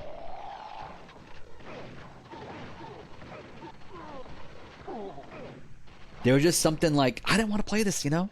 So the project was dead in the water despite being planned and plotted and basically paid for because of EA. Oh, that's heartbreaking. I have to imagine with all this trouble that series has been for American McGee, he's probably like, I don't know if I want to do this anymore. I got to imagine that's hit him more than once. This next game is Super Bowl. Join ranks. I'm telling you, it gets worse. Army Men Sarge's Heroes. Oh my god. Okay, first off, the PlayStation version is the best version of Sarge's Heroes. But I loved Army Men games. Army Men 3D, Army Men Sarge's Heroes, Air Attack. Oh my god, I loved these games. My wherever I put it, I have still like this booklet case of CDs. I have Sarge's Heroes 2 still in there. There's my favorite thing about the Sarge's Heroes games is that Sergeant Hawk, and all the other members of the crew are all played by Jim Cummings, and he's great in it. Undying was absolutely amazing and scary. I loved it. Yeah, that's some good shit. Oh my god. Okay, hold on. I gotta talk about the dude. I'm blanking on his name right now. I know his name, but now that I'm looking at it, I'm forgetting it. The dude who actually says, "Oh, let's get ready to rumble." That voice, that announcer. What's his name? It's killing me. Anyway, he actually trademarked and has ownership of the phrase. Michael Buffer. Michael Buffer is his name. Michael Buffer owns the trademark to "Let's get ready to rumble." So if you ever say "Let's get ready to rumble," especially the way he says it, he will sue you. Him and his brother. I think his brother calls for UFC, and I think him and his brother straight up like go out of their way to find people who are doing "Let's get ready to," and then we'll bring them to court. They've been doing that for years. They've been doing it for so long that like I think it was Buffer's brother was on like, because WCW would do stuff with Michael Buffer, and they'd pay him an exorbitant amount of money for him to come out and mispronounce people's names on WCW pay-per-views. Like it's like Bret the Hitman Hart. That is his name. Bret Hart is one of the most important names in wrestling. Michael Buffer comes out and he goes like, Bret Hitman and Clark. It's like, God damn it, they're paying you so much fucking money and you can't remember their fucking names, dude, on top of the fact that he's suing all these people. So Midway, who did Ready to Rumble, paid Michael Buffer all this money. He's a thing in the game. They have his voice. He made a wild amount of money to be part of this fucking boxing game. And it's like, oh my God. Michael Buffer and his brother sued Disney. Because in Hercules, there's a bit where Paul Schaefer's character, like the little flying guy for Zeus, does, or I think it's his character, who says, "Let's get ready, yada, yada, yada." And they straight up brought Disney to court, and they won. Because they own it. Because oh my God, Michael Buffer, Jesus Christmas. Ready to Rumble's a good game. This is a fun boxing game. I think the Dreamcast version is the version you want to play. If you're going to play, like, this is not how the N64 version looks. It does not look this good. Like, if you're playing Ready to Rumble, you play it on the Dreamcast. That's the best way to play it. It was ported to N64 and PlayStation. Ready to Rumble Round 2, I don't think went to N64. I can't remember. But, yeah, you want to play this game on Dreamcast. You don't want to play this on N64. Long story short, fuck Michael Buffer. Spec in this corner, a heavyweight in Top Games and Accessories. Everyone looks so sad. The characters look great in Ready to Rumble. They made a third one for the Wii, and it felt like Ready to Rumble in name only, and just WCW Mayhem, not a good WCW game. It's a better WCW game than WCW Nitro and Thunder, like I said earlier, but like Mayhem's not that great. This was also an EA joint. EA had WCW for a hot second, because originally it was THQ, then it was EA, and then you had like Aki, who did the N64 games, plus WCW versus the World. Excuse me. But this is not my favorite WCW game. Probably the best one, all things considered, on PlayStation, but definitely not my favorite. Save serious money with your valuable gamer coupon book. That is all. Thank you. Now please enjoy another Buzz and Woody adventure to infinity. Toy Story! Toy Story 2. I love Toy Story 2. Great game. Genuinely a really good game. I was just playing it a little bit ago. It's a little loose in the same way a lot of this style of PlayStation or this era of platformer was kind of loose, but I really like Toy Story 2. I wonder if we're going to see it in this trailer, because this game had some controversy when it first came out. And I wonder if this was pre the controversy, and is it still going to be in the trailer? I don't know. Yeah, there's the robots. Are we going to see any of the toy store level? Because this is Andy's house. If we go to the toy store, there was a certain character model that caused some controversy. This is a good game. I think this game was really fucking good. Surprisingly, the Toy Story games, like all of them, pretty solid. Like the main, like on Super Nintendo, PlayStation, Toy Story 3 on PS3, all pretty good games. I did hate that fucking race against RC, though. The RC levels are always bad. Okay, so we don't see it here, but in original release of Toy Story 2, you would go into, I believe it was the toy store levels, and you would fight a character, a little toy robot character that was deemed a Mexican stereotype, because they would have the sombrero, and they'd have they looked like they were pulled out of like a bad Western movie with their weapons, the sombrero, the voice. And there was enough complaints raised against the game that it would look like that Toy Story was villainizing and stereotyping Mexicans, that I don't remember if it was changed but as the game came out and they had to re-release the game, or they had made the changes during production, but close to release they changed it. So Toy Story 2 actually does have a bit of an interesting production in that it was accused of racism. It's a good game, but oh boy, you would think even Disney, the kind of company they were, and this was a Disney interactive game if I'm correct. I think this was involved with Disney's studio, so, or had more hands on, I should say. It wasn't like a third party did it, like there was like Star Wars is owned by Disney, but EA would do Disney games, you know what I mean? So I want to say this was a Disney interactive joint, that there'd be someone up on high looking at this and going like, you sure about that one? You sure about that? So yeah, Toy Story 2 got accused of racism. Good game though. I like Toy Story 2. That boy cracks me up. Amazing what they can do with plastic. Get into the game even further with full-on Nintendo accessories from Interact, like Game Pro. There's a great YouTube channel that I love called Wrestling with Gaming, and it's a big wrestling fan who does these really fantastic deep dives on specific things in gaming history. And Interact, through like their Game Shark stuff, had an online browser for the Nintendo 64, and there's a whole video talking about how that came to be, and that was a product I knew nothing about. I learned a lot from that video, and I love it. It was called like the Wave, Game Wave, something like that. For the true player. Stay on top of your game. That is insane. Yeah, it's wild, right? Like to think that no one thought that maybe we shouldn't be. We're playing a little too close to the sun here. The game. I think we're getting Dreamcast next, or Game Boy and Dreamcast. Selection of the big names and games, plus a complimentary book of green saving coupons for your game buying pleasure. Show the world your wish list. This is such a silly thing. I love this. Hint, hint, hint. Jump online and bookmark www. Get Into the Game does not exist anymore. You can't go to that website. All gamers home away from home. And now, the boy wonder of gaming platforms, the big boy of video fun. Ladies and gentlemen, boys and girls, it's time to get into the Game Boy. Love the Game Boy Color. Pokemon.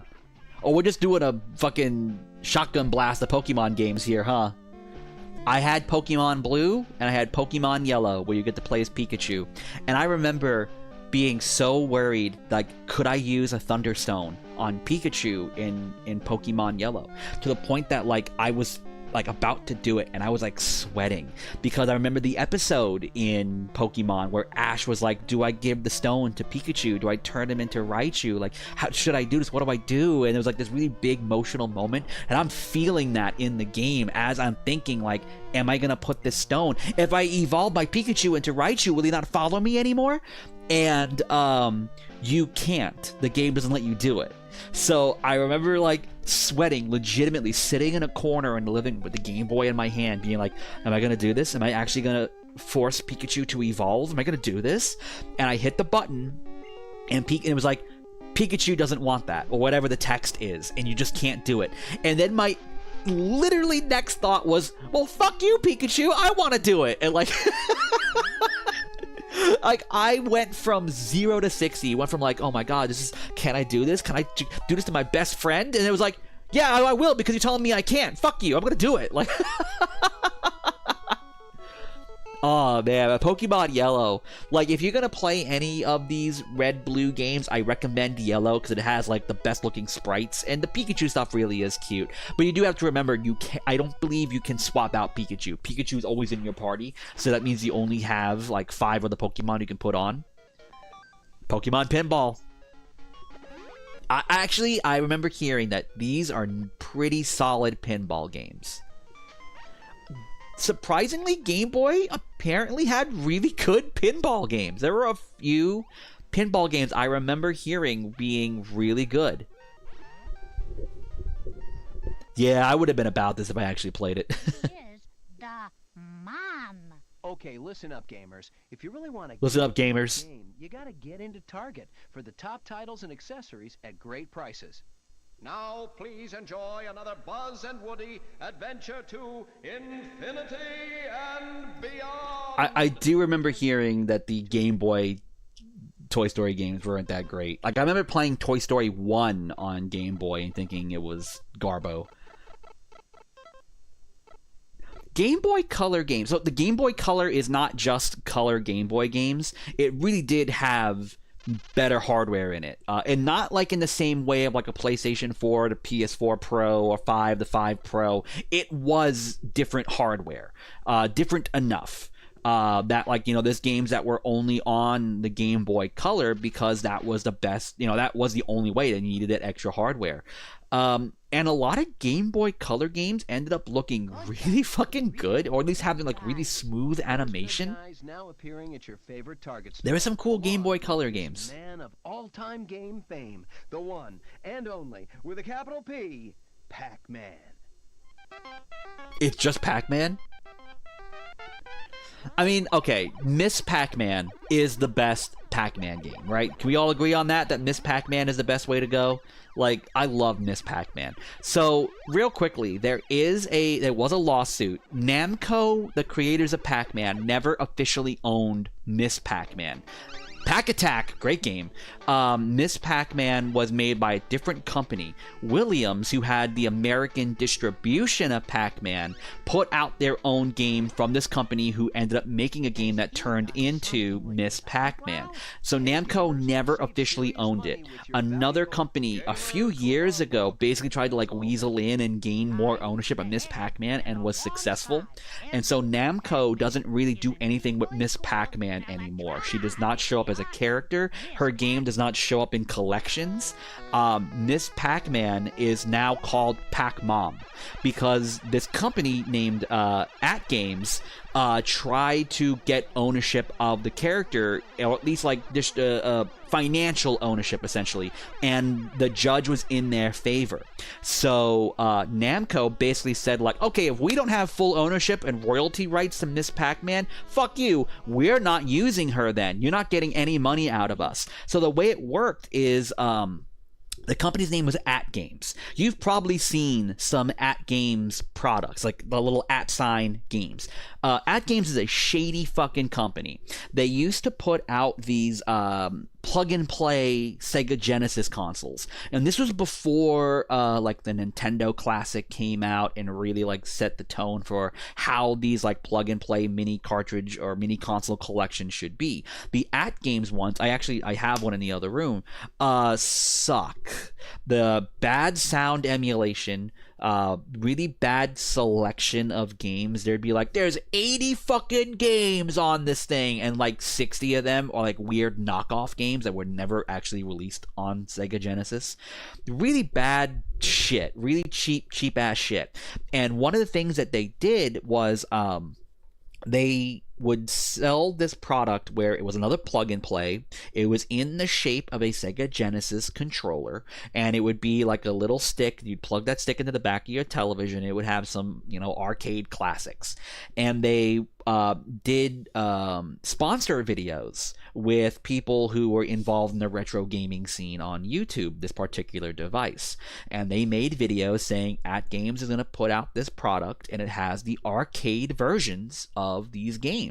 You have Pac-Man, you have, the Namco classics, because At Games were making deals with a lot of companies like Taito, Data East, who Data East will put their fucking name on anything, Sega. And they would have it where you would be able to play the arcade versions on this little controller, this little plug and play. So all these YouTubers make these videos showing off this product. The product is released. It's not the arcade versions that are actually in store. It's only the NES versions or some other port. It's not the actual arcade originals, which is what all these YouTubers were selling it as to their viewers. Like, yeah, you're gonna get the arcade version of Pac-Man. So they go buy it, and then it's the NES version of Pac-Man, which is a fine version, but it's not what I was sold here. So what happened is a bunch of these YouTubers then went on this fucking apology tour saying, At Games fucking lied to us. Straight up lied to us. They did not give us this version. And then they put out some kind of hazy apology about what actually happened. It was bullshit. But that's kind of At Games' MO. So At Games, they then put out another one of these Sega Classic controllers since something others. And this was after the NES Classic comes out, which Nintendo did not do a wide release for that thing. It was very limited inventory. It was kind of just to be a little gimmicky thing. But it ended up, people love that fucking thing. And it would sell out within seconds. So Sega, with this deal with At Games, was like, okay, well, fucking all of our plug and plays aren't HD. Let's do a proper HD one. At Games, we have this deal with you. Let's, go make the thing. So they put this thing out, and it sucks. It's bad. They have wireless controllers. They don't work. The interface is clunky at best, and it still has emulation issues, which it did take a bit to properly emulate Sega Genesis games. There was always like these weird audio hiccups that happened in a lot of these old games. But this has Sega's name on it. This is an officially licensed Sega product. That thing came out, and within like a week of its release, Sega publicly denounced it and also publicly cut ties with At Games. At Games is a shitty fucking company. So enter their arcade stuff. So they start doing like what 1UP Arcade does, where you can get like these smaller arcade collections that's like it's LCD screens, it's built-in games, and they, like At Games, get licensing deals with other companies. So I actually have a Namco a Namco Arcade 1UP Arcade machine that has like Miss Pac-Man, or no, it only has Miss Pac-Man, Dig Dug 1 and 2, Mappy, Rally X, Rolling Thunder. It's just a collection of Namco games. And they've also done stuff for like the Marvel vs. Capcom games. They also did the NFL Blitz games. Like they're what At Games should have been. But At Games was then starting to do that type of product. So, like I was saying earlier, Namco, the creators of Pac-Man, did not create Miss Pac-Man. Namco had made a deal with Williams Midway. I believe there was still Williams at the time. And they would do the American distribution of Pac-Man in the arcades. Excuse me. Another company had worked on a game that originally was not going to be directly Pac-Man. It was going to be its own thing.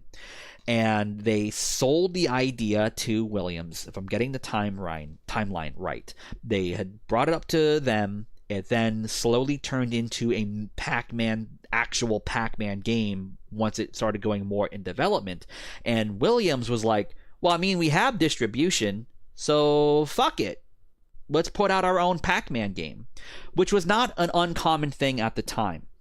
Same thing with also, I believe, Midway. Rolling Thunder, which is a great Namco game as well, got distribution from Midway, or Williams, whichever the name was at the time. And they put out a game called Thunder Jaws, Rolling Thunder, Thunder Jaws, and it was like their take on a Rolling Thunder that they were like, well, we have distribution, so fuck it, let's just make our own version. So Namco always kind of had an uneasy alliance with the company that actually made Miss Pac-Man. I forget their name. It's an acronym. I can never remember the actual acronym. But whenever you would see Miss Pac-Man on some type of collection, any kind of Namco museum, some type of re-release, Namco never officially owned her or owned that game, that character. And there was always this kind of like, all right, I mean, you can do this, but like, wouldn't it be great if? And they just never really budged on proper ownership, proper royalty rights, they kind of had like an uneasy alliance, right? So At Games swoops in on the Miss Pac-Man company and it was like, look, how about make this happen? You have the ownership, right? Well, how about you and I make a deal here? We're making these arcade things. Why don't we make one where we throw Miss Pac-Man? It's a Miss Pac-Man featured thing. All you got to do is work with us and make the deal, and we get more licensing. And you and I are gonna do this. You don't need Namco because Namco doesn't own Miss Pac-Man. We can do this. Not technically illegal, but shady, right? Namco catches wind of this, and they're like, oh, fuck you, and immediately brings At Games to court. And it was a 2-year legal battle. And we don't know the exact outcome of the case. Like, who got, where did all the money go? Where did the things go? That kind of outcome. But the outcome we do know is that the judge was in At Games' favor. I think it was a matter of, well, Namco never really owned it outright. This company could make this deal with At Games. And from what I can gather, and I don't, if I remember correctly, this has never been officially put out there because I think the way the case ended, this was information that is locked and sealed and not meant for public. The way it was looked at is that At Games has the royalties now from Miss Pac-Man. So if Namco were to put out anything with Miss Pac-Man, At Games would get a slice, which is why I think when they put out that Pac-Man museum a few years ago, Miss Pac-Man is nowhere on that collection. And if you do see games where Miss Pac-Man is a character, she's redesigned and she's renamed. She's no longer Miss Pac-Man, she is now Pac-Mom. And I'm always under the impression that that is Namco's way of saying, oh, so as long as Miss Pac-Man is used, you get money? Well, fuck you. We're not using her anymore. You're not going to see a dime directly from us. And if there's any other kind of deal, like if it's an arcade one-up thing, if it's any kind of thing like that where it's not directly being put out by Namco, that's a whole other thing. That's other deals, it's other contracts, it's other companies. But Namco themselves are basically, seemingly, this is me kind of projecting now, but it feels like Namco is waiting for At Games to die a fucking death so that they can swoop in on At Games' corpse and try to actually get Miss Pac-Man back from them. But in the meantime, if Namco can go out of their way to not even say her name, they're fucking doing it. So if you take a look at like Pac-Land, if you take a look at the Pac-Man World remaster, she's no longer Miss Pac-Man. She no longer has the bow. It's a completely renamed, redesigned character. Miss Pac-Man, for all intents and purposes, is dead. She's dead to Namco. It's now Pac-Mom, and we have At Games to thank for that. So I've seen it. I have seen it a few times. But it gets shut down really quickly and people explain it. If you ever hear some dork-ass chud try to say that, oh, it's no longer Miss Pac-Man because woke or some dumb shit, that person's a fucking idiot and they know that's not the answer and the purpose of trying to start fights, that person's an idiot. It's changed like any other thing. It's capitalism. So, yeah, that's why if you ever see a new Miss Pac-Man thing today, it's either very rare or it's on some other type of collection, but if it's through Namco themselves, you don't see her anymore. So that's that. Dirty Play Williams, you sketchy pinball sons of bitches. Yeah, that was that era of gaming. I would say up until maybe like the end of the PlayStation 1 era, that era of gaming really is the wild fucking west. There were, no contracts that were like super ironclad, a lot of handshake agreements, a lot of like, all right, we'll see where this goes kind of thing. And yeah, there was a lot of wild shit like that will never happen again. There's way more business sense now attached to a lot of this stuff. It's a big reason why like we don't see re-releases unless there's a lot of licensing hurdles that are covered with games that had like products, real life products or real life brands or licensed music. Like that was stuff that no one really thought too much about. But now if you put out like a Grand Theft Auto, for example, and certain songs are missing from the trilogy remaster collection that came out a few years ago, because that's a licensing matter that they didn't have to worry about then. Now they have to worry about it. So certain songs are just straight up removed. The new Tony Hawk games, it's not the whole soundtrack. It's not a lot of the brands are there because they can't use that shit anymore. That was something they never really worried about then because fuck it, who cares? We're putting this one game out. Now it's like you gotta do shit in perpetuity. And yeah, there's just a lot of stuff that now game dev has a better business sense for. But at that time, oh man, game companies kind of cutthroat. So yeah, business killed Miss Pac-Man. To go out. That's what happened here. Ultimate family vacay with Rugrats Time Traveler. there's no music here, which is probably because the music hasn't been made yet. But there was a lot of games like this where there's just no music yet on one of these early trailers. Angelica looks like she is like one step away from just killing everybody in the office. Like she just has that dead eye stare. The Rugrats games I completely missed, other than the one my sister had on an N64 that played like Mario Party. I completely missed them. I swear, I gotta go through my collection at the end of this. If I actually do own that WWF Game Pro, I might actually own that. Because my brother and I, we looked for all the Attitude and Warzone issues, so I actually might have that. I think we're now nearing the tail end, and now we're just getting Dreamcast.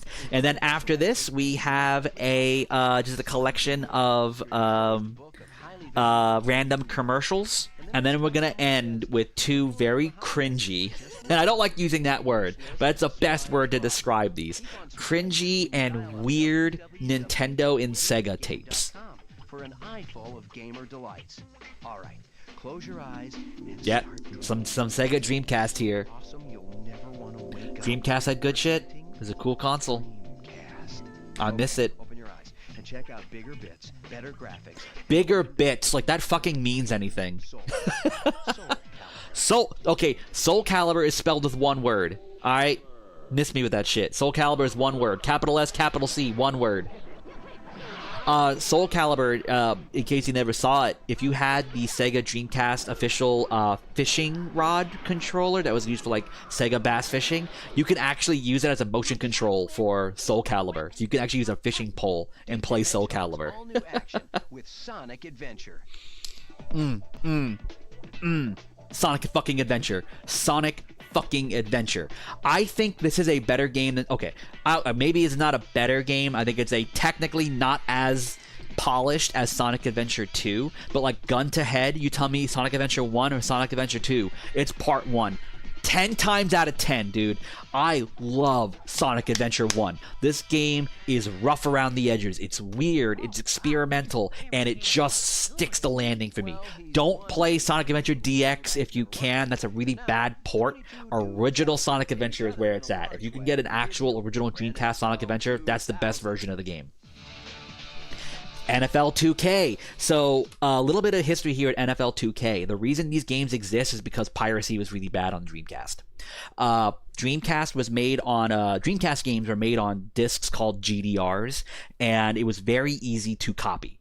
There was actually one of the selling points of why Sega used GDR was that like, oh, it's really good protection, and that got broke really quickly. So copying Dreamcast games, piracy was very prominent on the Dreamcast. It was not hard to just get a copy of burned discs from a Walmart and just start making copies of Dreamcast games. So EA was like, this is not smart for us to put Madden on your console because people can just steal Madden. We're not doing that.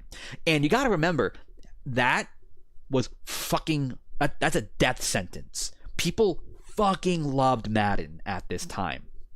And that is like, oh, this console doesn't have Madden? I don't want it. Like, that was an actual thing that, now it's not so much. But then, like, absolutely, if you did not have Madden, people would not want to buy your console. Madden was fucking massive at this time. It's as if during, like, the PS3, 360, Wii U era, where, like, you didn't have Call of Duty. Like, the Wii U only had Call of Duty Black Ops 2 and Ghosts. Even the Wii had Call of Duty 3, had Call of Duty Modern Warfare 1 and Modern Warfare 3. The fucking DS had Call of Duty games, and that's because Call of Duty was so massive. It would be insane to think that you would have a console with 0 Call of Duties. At that time, that would have been a death sentence. Like now, of course, we never got a Call of Duty on the Switch, but we'll see with the Switch too. But like it wasn't as prominent. But in that generation, like that PS3, 360 era, imagine being told this console has 0 Call of Duty, and people would not want to buy that system. System would not sell if it was not the hope that there'd be a Call of Duty on it. And now we're hearing in this era saying, yeah, there's going to be no Madden. That might as well be a death sentence. So Sega put out their own sports games, and my I'm putting my fucking money on this one. These were better games than Madden. I think NFL 2K football was some of the best fucking football. I thought these games were better than Madden. I fucking loved these games. And reason we had to get these games is because Madden was like, no, we're not having our game be stole, and that's it. And then this company would later, if I don't think I'm getting this mixed up, but if I'm correct, 2K is how we got 2K Sports. 2K Games spun off from making these NFL and MLB and tennis games that were fucking great on the Dreamcast. Like Dreamcast sports games, good stuff. Good stuff. I would gladly play NFL 2K over any Madden of this era, hands down. Hands down. But also, I'm a dork and would want to play Game Day over Madden, so I don't know, take what I say with a grain of salt. But yeah, that's why we have these sports games, because piracy. Business, capitalism. This is just such a good-looking, good-playing, really just great fucking football game. I really need to get back into football. I've been so far removed from football. I gotta get back into it. And also, too, think about this. This was actually a modern-day football game that also had the license from NFL. Like, nowadays, it's Madden and that's it. Excuse me. No other football game has the NFL license. Like, yeah, NFL 2K, Game Day, Quarterback Club, Madden. There were multiple NFL games that had some type of NFL license, whether that would be to use the NFL name or to use the NFL players' names or whatever. There was at least multiple at a time, different style, official NFL football games. Now it's just Madden. That's such a bummer. Such a bummer. One of my favorite Ready to Rumble things is Jeff Gerstmann, who I talked about earlier, did a thing for the morning show when the Dreamcast was coming out, and it was him and someone else, and he's a very white man wearing a FUBU jersey, which is hysterical. But he was talking about games to the reporter for the day, the morning Today show, morning whatever the actual name is, the one with Al Roker, that one, big fucking time television show. And as they're talking about Ready to Rumble and what the Dreamcast can be doing and the possibility of its improvements, there was a very noticeable audio glitch happening. It's like the early versions of Ready to Rumble had a bad audio glitch, and it happens live on one of the most watched shows in the entire country, and everyone's just hearing come out of the Dreamcast. Such a fucking bummer. Virtua Fighter. I was always a Virtua Fighter 4 guy. I love Virtua Fighter 4 Evolution on PS2. I'm excited for the new Virtua Fighter. Really excited for it. I'm happy that Virtua Fighter fans are getting a new game. This shit, though, in Virtua Fighter 3, this, some uneven terrain bullshit, missed me with that. Tekken did that as well. I never liked uneven terrain like this in a fighting game. I don't mind, obstacles, I guess, but the uneven terrain, I don't know. I just never... That always made me feel uneasy. I never liked it. And I think even later Virtua Fighters, they never returned to that. And all the news that's sick enough to print. Spec, any final thoughts? Just one, announcer man. And that is? I want to die. All right, we're free from this. Now we're just gonna get a compilation of some commercials, and then after this, we're getting some embarrassing stuff. And like I said, once this stream is done, I'll have the links to all these videos underneath. So this is just going to be a collection of video game collections here. And some of the audio might be kind of quiet and loud, so I'm going to be putzing with this as the video goes. Lowers in my ear. This Toy Story game was really good. I actually really liked this Toy Story game. I liked it a ton. Except the RC car moment. That game sucked. That part. Oh, boy. Sonic 3 is coming. Look for the shadow! On Groundhog Day. Make that Hedgehog Day. Jesus. So edgy. Did you see the shadow?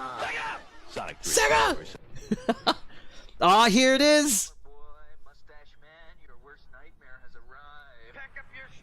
Crash yelling at Nintendo. Check it out. What do you think about that? We got real environments. How does that make you feel, buddy? Feel a little like your days are numbered? I'm gonna have to ask you to leave. You're hurting my elbow. So he wasn't that actor. No, Bandicoot is an Australian name. So that actor, they actually were not on Nintendo's parking lot directly, but they were like across the street from Nintendo's headquarters. They were legit doing some yelling at Nintendo with the guy in the Crash Bandicoot outfit. The whole like, hey there, plumber boy. Like, and that whole thing of the Crash Bandicoot suit mascot thing, that had been every Crash Bandicoot commercial, I think, up until CTR, maybe Crash Bash, because Crash Twinsanity, which was the game where you played as both Crash Bandicoot and Cortex at the same time, they had the Wild Boys, so they had Steve-O and Chris Pontius do the commercials for that. And it wasn't until very recently where they brought back the Crash Bandicoot mascot suit thing. But yeah, that commercial was so fucking great. I thought that was the funniest shit to see Crash Bandicoot like Mario, fuck you. Like we don't get that shit anymore. Probably for good reason. But I thought that shit was so funny. Again, sorry the audio is going to be all funky for some of these commercials. It's not consistent. Donkey Kong Land, not a fan. Toe Jam and fucking Earl.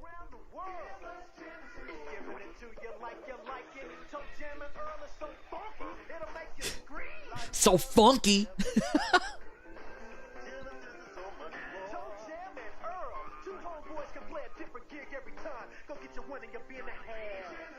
Oh, I'll get it to you in just a bit, Summer. I'm sorry, I keep forgetting. Sorry about that. I'll get it to you as soon as the stream is done. It's Bart versus the Space Mutants. Bart versus the Space Mutants is one of the worst fucking games I have ever played. These NES, almost every fucking Simpsons game is unbelievable trash. Oh my god, I saw this commercial all the fucking time. These two fucking kids don't know how to play goddamn Mario. That this fucker has to hop out of his own world to be like, alright, let me go drink some fucking milk and show you kids how it's done. Alright, you blaming me that I can't jump? I'm fucking Jumpman, alright? Who are you? Alright, you fucking brats. Now get the fuck out of my way. Fuck you.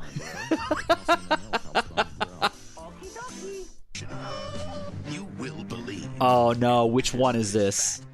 Is this the Acclaim first-person shooter? Yep. This South Park game is dreadful. No matter which way you play it, N64 or PlayStation. I think the PlayStation version's worse, but these games are garbage. And I had this fucking game. I played it start to finish multiple times. I can proudly say that game is terrible. Diddy's Conquest. Not Diddy's Conquest. Not wait. It's not. It's Diddy's Conquest or Diddy Kong's Quest. There's a specific apostrophe S. Super NES.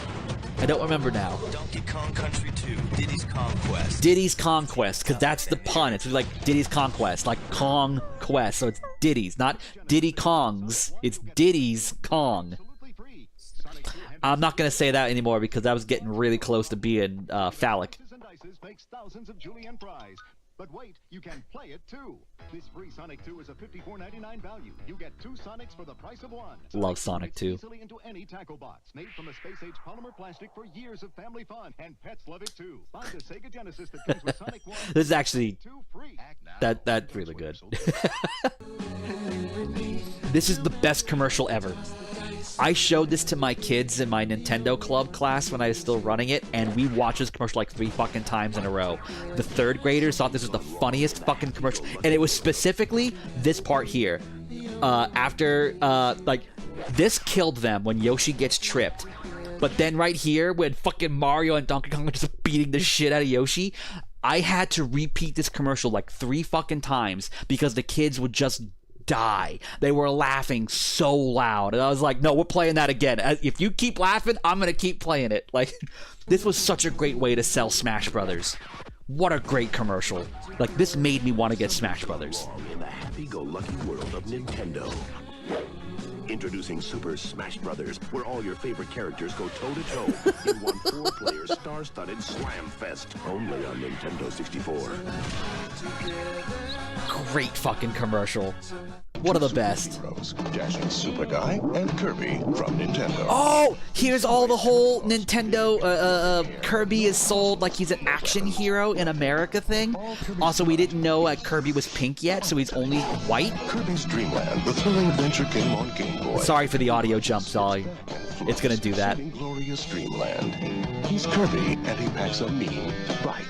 Kirby's Dream Land, only on Game Boy. What the fuck? That's not how we would sell Kirby at all today. Oh, the bus commercial. This is another commercial I watched all the time. We're gonna watch a bunch of Pokemon die. So, you know, buckle up. Where can you catch all 150 Pokemon? On your Game Boy. Where do you find all of them? Crushed to death. That's where you find them. Games and systems sold separately. What, like, they would not do that commercial anymore for Pokemon. Your best friend gave you chicken pox. It's payback time. With help from Dr. Mario.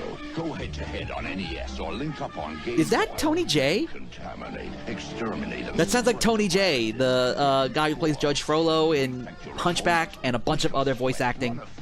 Get the chills. Dr. Mario. With 2 players, it's germ warfare. Can I play?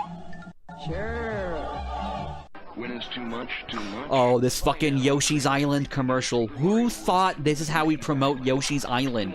This cutesy, really charming platformer? No, let's do the bit from Monty Python's Meaning of Life and have a dude fucking explode. A little bonus level.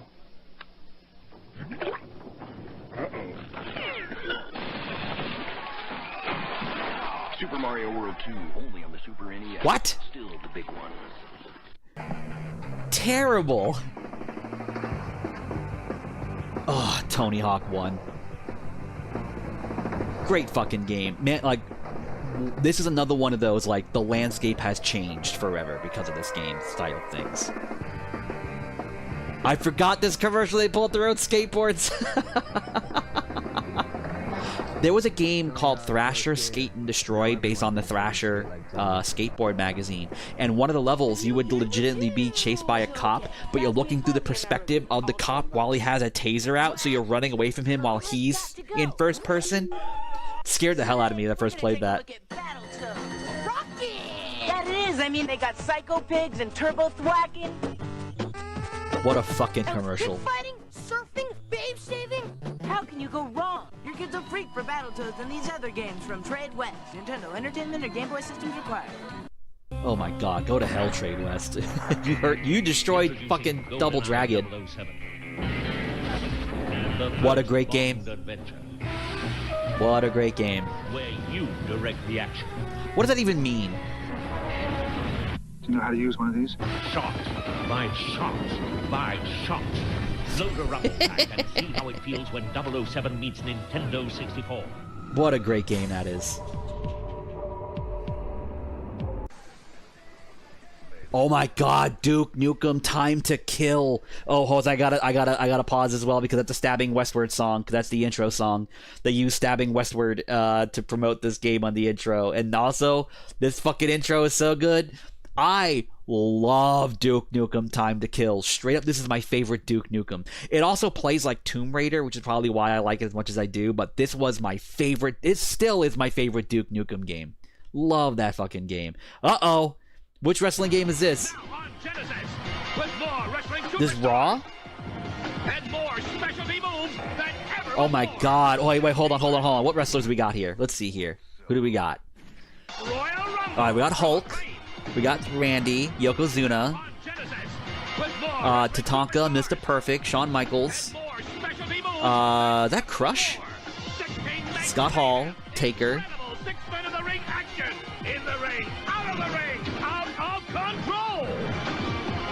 Was this the one my cousin had? Royal Rumble, yeah, this is the one my cousin had. Yeah, my cousin had that game. Oh, another loud one. Sorry, y'all. Radically bodacious experience with this speed grab game gear. Remember old Birdie? Wow! don't check, this ain't typical color screen, man. Filthy graphics and a free game. Oh, those were the days. You could turn it into TV. That's right, you could get a TV adapter, like an antenna on your fucking Game Gear. Twisted Metal 4. The hood. These were great commercials. It's Twisted Metal 4.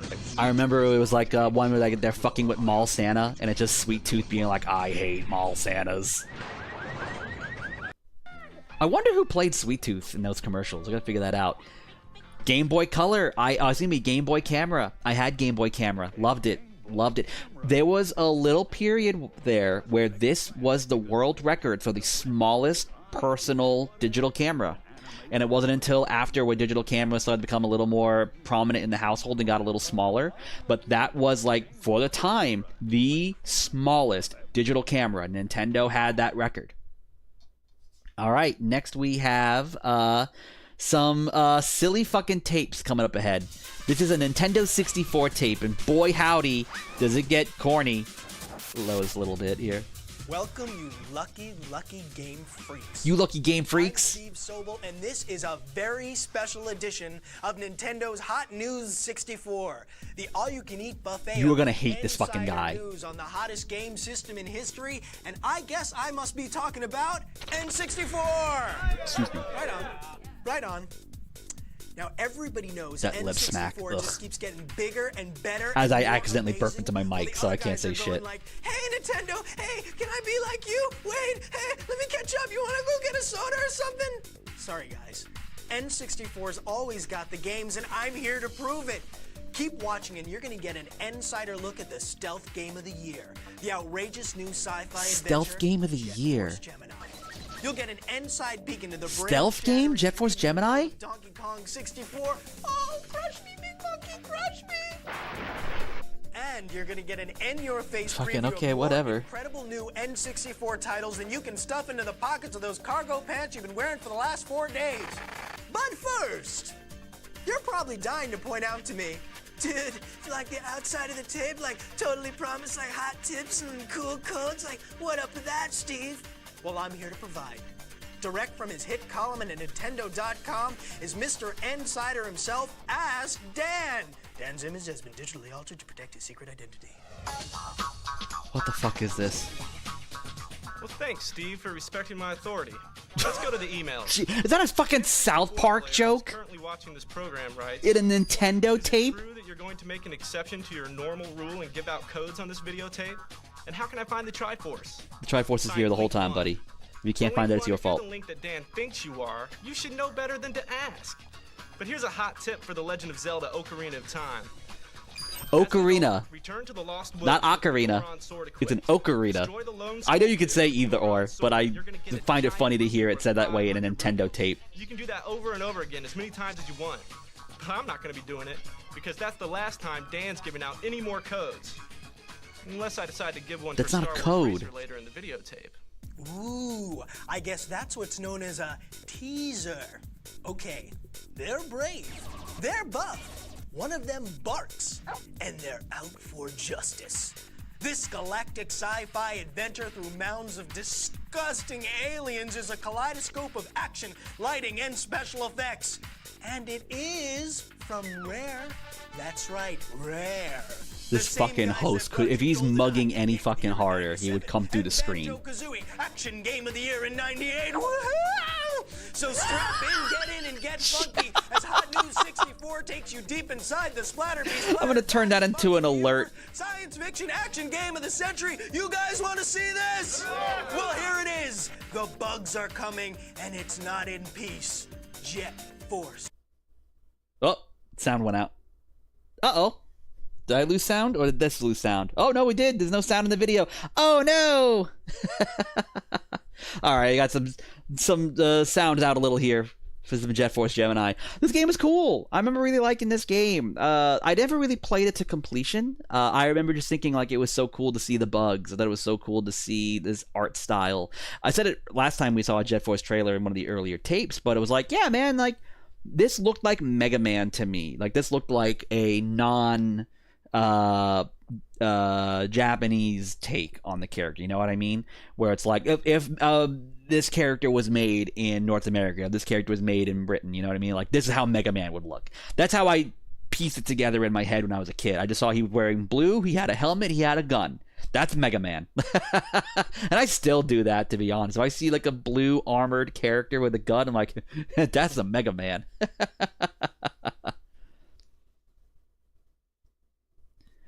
I remember this game being really rad. I know it's on the Rare Replay collection on the Xbox. Did Rare Replay ever go to PC? I hope it did. I remember really loving it. That collection was very good. So hopefully we can get that off of the Xbox One. If I'm correct, it's just on Xbox One. That's a good fucking collection. That Rare Replay was fantastic. I wonder if it's like a licensing thing, and that's why. There we go. It's back.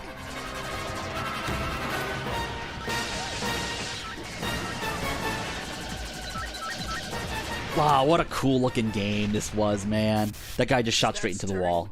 I'm so stirred, I'm bug chowder. All right, we just saw a fraction of the more than 2 hours of cinematics in Jet Force Gemini. This fucking guy. The game has got it going on. Okay, I know what you're thinking. You're thinking, Steve, what about the play action, Steve? Don't talk to me like you know me. Well, sitting with me behind the virtual news desk is Travis Williams, our Jet Force Gemini Inside expert from Team Nintendo. Welcome, Trav. Proud to be here, Steve. And we're proud to have you here. Now, you make Steve's look bad. Such an original. Talk to us, Trav. Take us inside. Well, Jet Force Gemini is a game that follows in the footsteps of the very best that the Look at these fucking polos, though. Games like Turok the Dinosaur Hunter. That collar could not be any more starched. Really serves to pull you into the game. And with 120 stages, you're going to be there a while. Wow. Was it really 120 stages? You want to see some more? Oh, definitely. Are you sure? I remember the collectathon aspect of that game. Oh, Jesus. The collectathon aspect of that game made it longer than it probably needed to be. Okay, Steve. I've got one word. Graphics. Check it out. I mean, nobody's ever seen bosses like this before. Now that is amazing. Ooh, ouch. Now, that had to hurt. You can really see the mega hours that have gone into the amazing real-time lighting effects. The mega hours. Reflections, an incredible 3D universe just exploding all around you. Ugh, gross. This is the dog, Lupus. He's a big Lupus? Is the dog's name really Lupus? That can't be. Did I misunderstand that? I don't remember the dog's name. Is it actually Lupus? Watch what happens here. Your character goes transparent, so your point of view basically turns into first person. With this kind of action, you're really gonna need this. Yeah, it did, you know, a kind of the similar reticle thing like GoldenEye and Perfect Dark did. Multiplayer game. Here you've got a two-person cooperative where Floyd the Robot assists you with his weapons, and you've also got some classic four-player battle modes. Hey, that looks really I wonder where he is now. You know, I'm actually really curious what the host of this tape is up to nowadays, if he's still acting. Like this, you know, I'm making a scene out of it, but like fucking a lot of 90s stuff was advertised like this, right? You had the obnoxious host mean mugging and saying silly shit. Like this was not uncommon for this time. It's just I have less tolerance for it now. In a beanbag chair, go out to your favorite retailer right now and reserve your own copy of Jet Force Gemini. Wait, not this second. First, you want to see Ask Dan give out another freebie. He's also very fucking tan, and that yellow polo is doing him no favors. A seriously out-of-touch dork writes, Dear Dan, please give me all the codes ever made for every game there ever was, and bring them all to my house as I'm grounded. P.S. Your eval. That's from Game Boy Bob. Yeah, this was also another thing, like just fucking insulting people. This insider tip from Mario Golf. It teaches all players, except Bob, how to access a hidden character. To earn the right to play as Metal Like, you Mario, remember the Gamecom? That whole commercial was just someone making fun of people who play games. That was the whole fucking commercial. It's like, okay. No more tips. Especially not until Bob learns to use spell check. Unless I change my mind and give one more for Racer in a few minutes. Well, he's Ask Dan, but he's not always Answer Dan. But then again, he's evil. Okay, he's big, he's bad, he's back, and he's still wearing that tie. Can you say full art? It looks like Donkey Kong is finally moving away from the old Rare design for the new Mario Kart. Another future game of the year from Rare? How about Definitely not Game of the Year, I can fucking tell you that. It might be Lupus like the Latin word for wolf, maybe, but bad take. You know what? Probably. Yeah, I would not be surprised that's why they go. That's why they go with the name.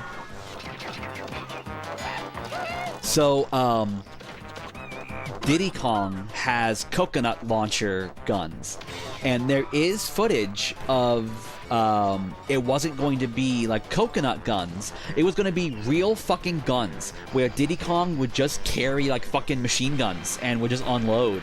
And the rumor I always heard is that Shigeru Miyamoto from Nintendo, took one look at that and had like a heart attack. He's like, "What the fuck are you doing? Are you seriously giving Diddy Kong guns? Like, absolutely not." And they changed it. That's the rumor. I don't know if that was the actual story, but there is footage of Diddy Kong in this game carrying like fucking dual wielding Uzis like he's fucking Max Payne.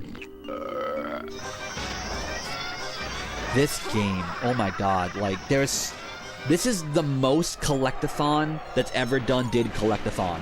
Like, there's so much shit you have to find in every level. This basically saw what Banjo-Kazooie was doing and was like, how can we make this bigger? And that felt like that was the whole part of Donkey Kong 64. Just more. Big. Not necessarily better. Yeah, except Bob fucking sucks. Look at this fucking guy. He has been partying for the last 3 days. It's nice to be here. It's nice to have you. Where you been? This guy has rocked 3 hours of sleep and you can't tell. He's a party animal. He is a party animal. Say, banana? No, I had my fill. Yeah, I'll I have so much in me right now, dog. You know how much drugs I took last night? 64, it's special magic. Well, Donkey Kong 64 is the first game that has expansion pack only. That'll be packed in with the game, and it's got 200 objectives, over 100 different moves, and he brought... Yeah, including that expansion pack made the game so much more expensive to produce. Cool, man. Do you want to see some more? Absolutely. So would I. Memories. Yeah, oh memories. God, yeah. Do me a favor, go woo, woo, woo. Woo indeed. Let's see some more.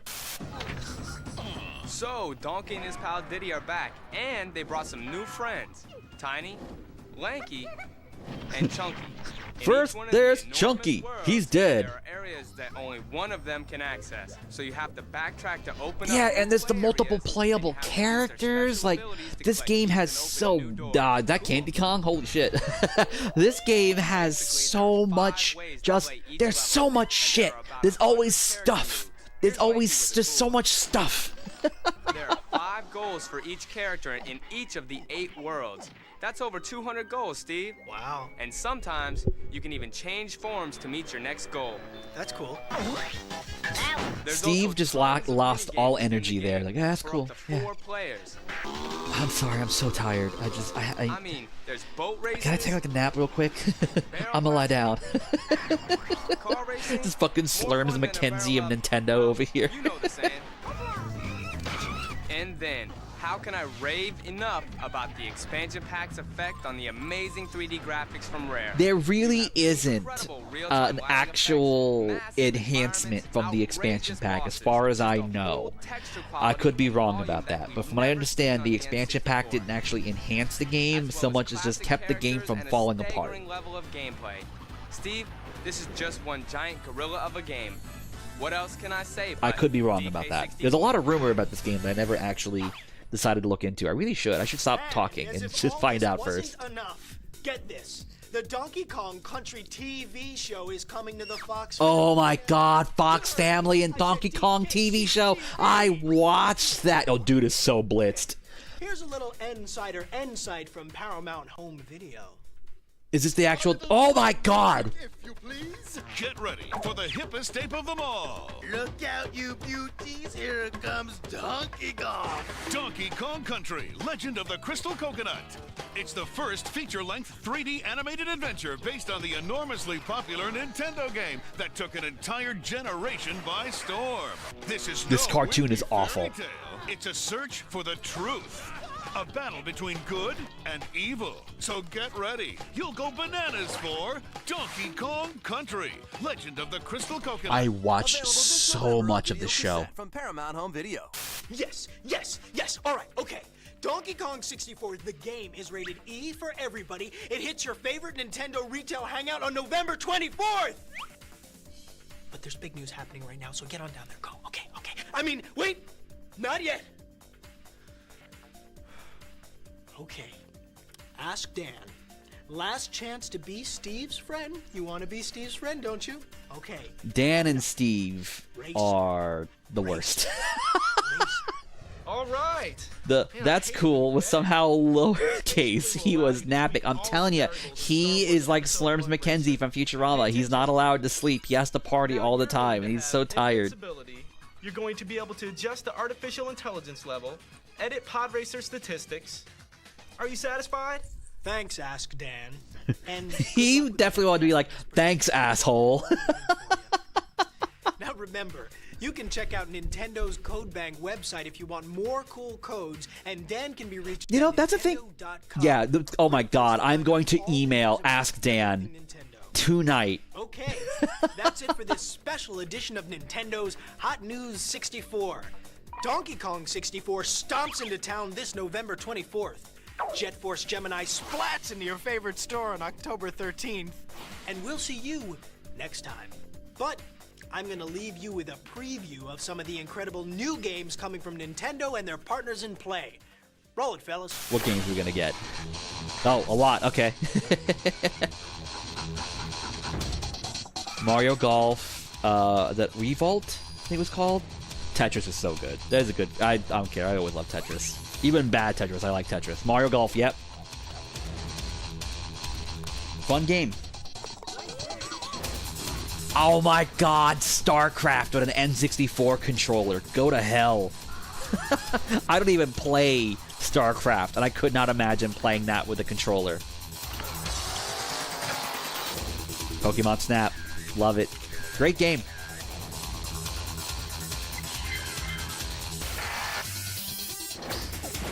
Duke Nukem 0 Hour. Oh, Rayman 2 is a great game. Gauntlet Legends. Armorines is garbage. Never played that. Shadow Man was good. 40 Winks. I forgot that was on the N64. I completely forgot. WWF Attitude. Hybrid Heaven. Oh my God, Hybrid Heaven. I forgot about that game. Yeah, it was Revolt. Hybrid Heaven, that's a wild game. It's an RPG fighting game. It's by Konami. Very out there. Is Steve on crack? Yes. Now you can go to the store. Go on, go to the store. I'm going. I'll see you there, okay? Bye. That banana is the first solid food he's eaten in days, man. He's been partying, can't sleep. All right, now we're entering the last tape. Some wild shit for the Sega Saturn. You are only seconds away. I have arranged for you to meet my companion. This is how they promoted the Sega Saturn. Watch and listen. Please, don't disappoint him. He doesn't like that. Remember when every 90s music video looked like this? We are 5 years. Not like this specifically, but you know what I mean. 21st century. Humankind stands on the edge of the interactive age. You have come a long way. What the fuck? But are you ready for the future? Introducing Sega Saturn. Aww. Hit it. Sega's next-generation gaming platform. Revolutionary sports and arcade gameplay. All with amazing new 3D experiences never before possible on home game systems. Nah, it's a fucking lie. Wow. Virtua Fighter, Panzer Dragoon. Sega Saturn. Clockwork Knight, Bug. I don't know the sports titles on the Sega Saturn. Daytona. This man wants to eat my fucking face. What baseball game is that? Oh, FMV golf game. Fuck yeah. Sega Saturn, the benchmark of engineering excellence, combining 3 32-bit RISC processors with 5 additional processors to create a head-snapping 500,000 polygons per second. But 3D was never really the selling point for the Sega Saturn until kind of late in development, and it never really worked like it did on PlayStation. All the speed and handling you'd expect. And every inch a Sega. This guy looks like what if Jamiroquai wasn't cool.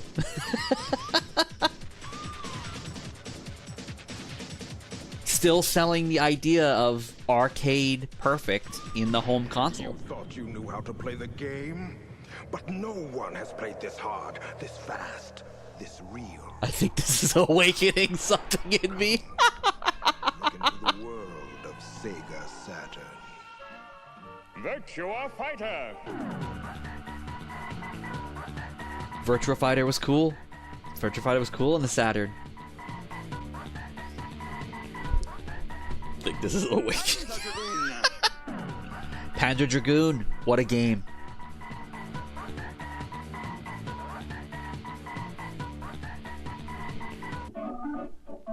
Bug. Bug is a bad game.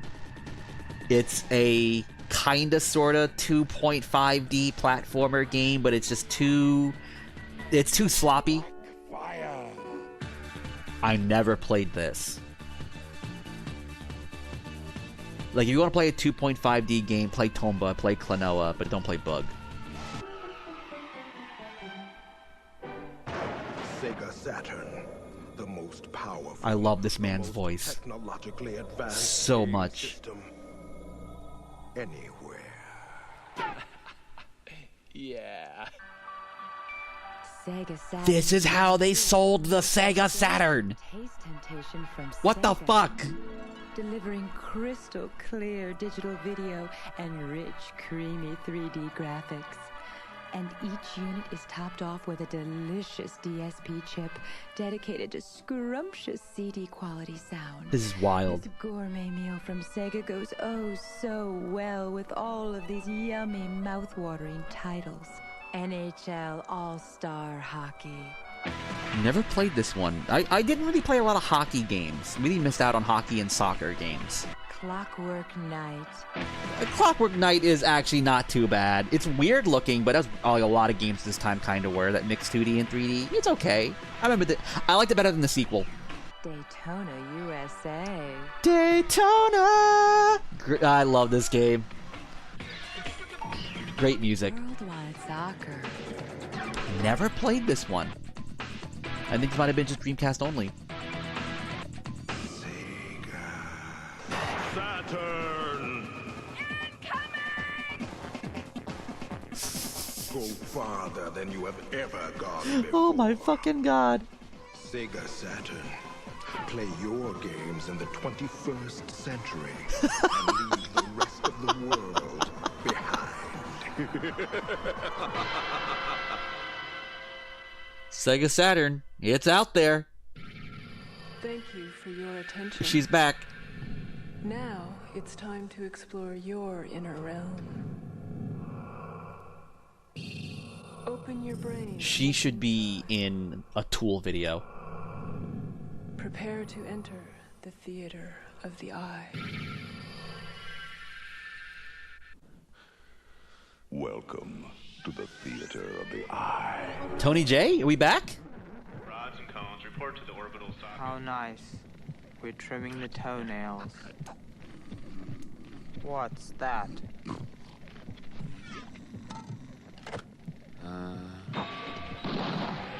What the fuck?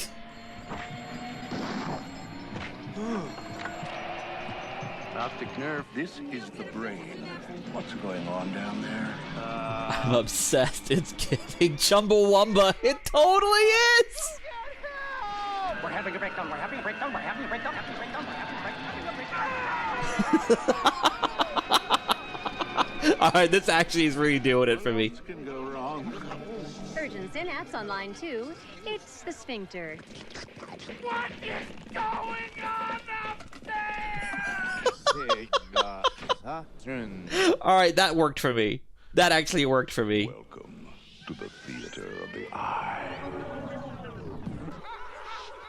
500,000 polygons a second. Let me see. 16 million colors. This is really doing it for me. Havoc in your head. Oh, Sega Saturn. Welcome to the theater of the eye. Sega Sports.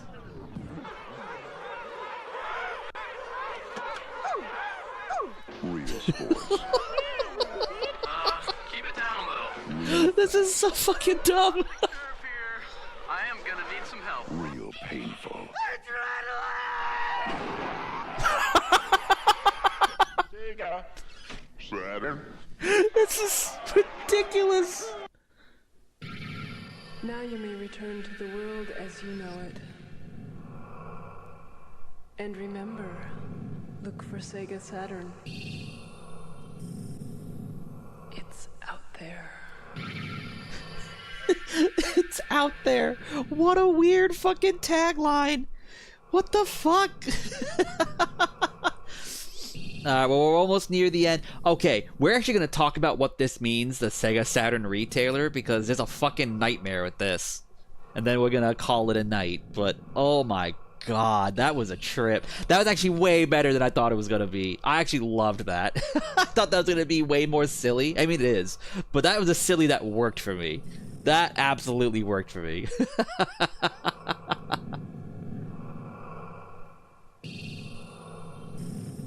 See any other games I don't recognize on here. Let's see actually real quick. What do we got? Redwood City, Virtua Racing, okay, Daytona USA, Myst. Oh yeah, that was at the point and click game. I didn't even recognize that was Myst. Broderbund with their NHL games, NHL deals, yada yada yada. Pebble Beach Golf. Okay, that's just the sports game. No licensing with that. I am loving this. This is insane. It is insane. It's fucking wild. Oh my goodness, that's good stuff. So that is our last tape. Was some Sega goodness. So that was fun. This was a lot of fun. I love doing this shit. Just like looking at how games were presented at one point. So real quickly, I'll be quick because there is a lot of history with this, but I'll just go hit the broad points here. You can't breathe. It's great, right? It's so fucking good. The Sega Saturn was like dropped without much fanfare in the stores because they wanted to kind of one up PlayStation, which had a really great showing, and Sega kind of did this launch where it was like E3, and they said the Sega Saturn, it's out right now. It's out right now. And they rushed it to stores, where stores got mad because they're like, you didn't give us enough time to properly, set up to sell this, the advertising, get the space ready. This is kind of fucked. You're rushing this. We don't like that. And two, certain game devs had to rush to get their game out the door since Sega then, pushed releasing it early. And it was a very risky stunt that did not go in their favor because Sony just knocked it out of the park. But yeah, this was a lot of fun. I love doing this stuff. And the video game advertising is funky. It's a crazy world that, you look at old video game ads, whether it be in magazines or in commercials. There's actually PS2 commercials that are directed by David Lynch, and it's fantastic. I'll pull it up for another stream. I'll do this again probably. I'll try to do this like a monthly, bi-monthly thing and just find a bunch of game ads and pull them up. But there is one where PS2 commercials were directed by David Lynch, and they're great. It feels like a David Lynch movie. It's so good. But that is it for tonight. Once the stream is all done, I'll have the links where you can find these videos. And I'll talk to you guys on another time. Thank you for coming in on this late night stream for this silly little video game commercial thing. This was a ton of fun. And yeah, this was fun. We'll do this again. We're going to do this again soon. This was a blast. Thank you for coming tonight. I had a good time. And I will see y'all next time. Have a good weekend. Hit the right button here. There it is. Aha!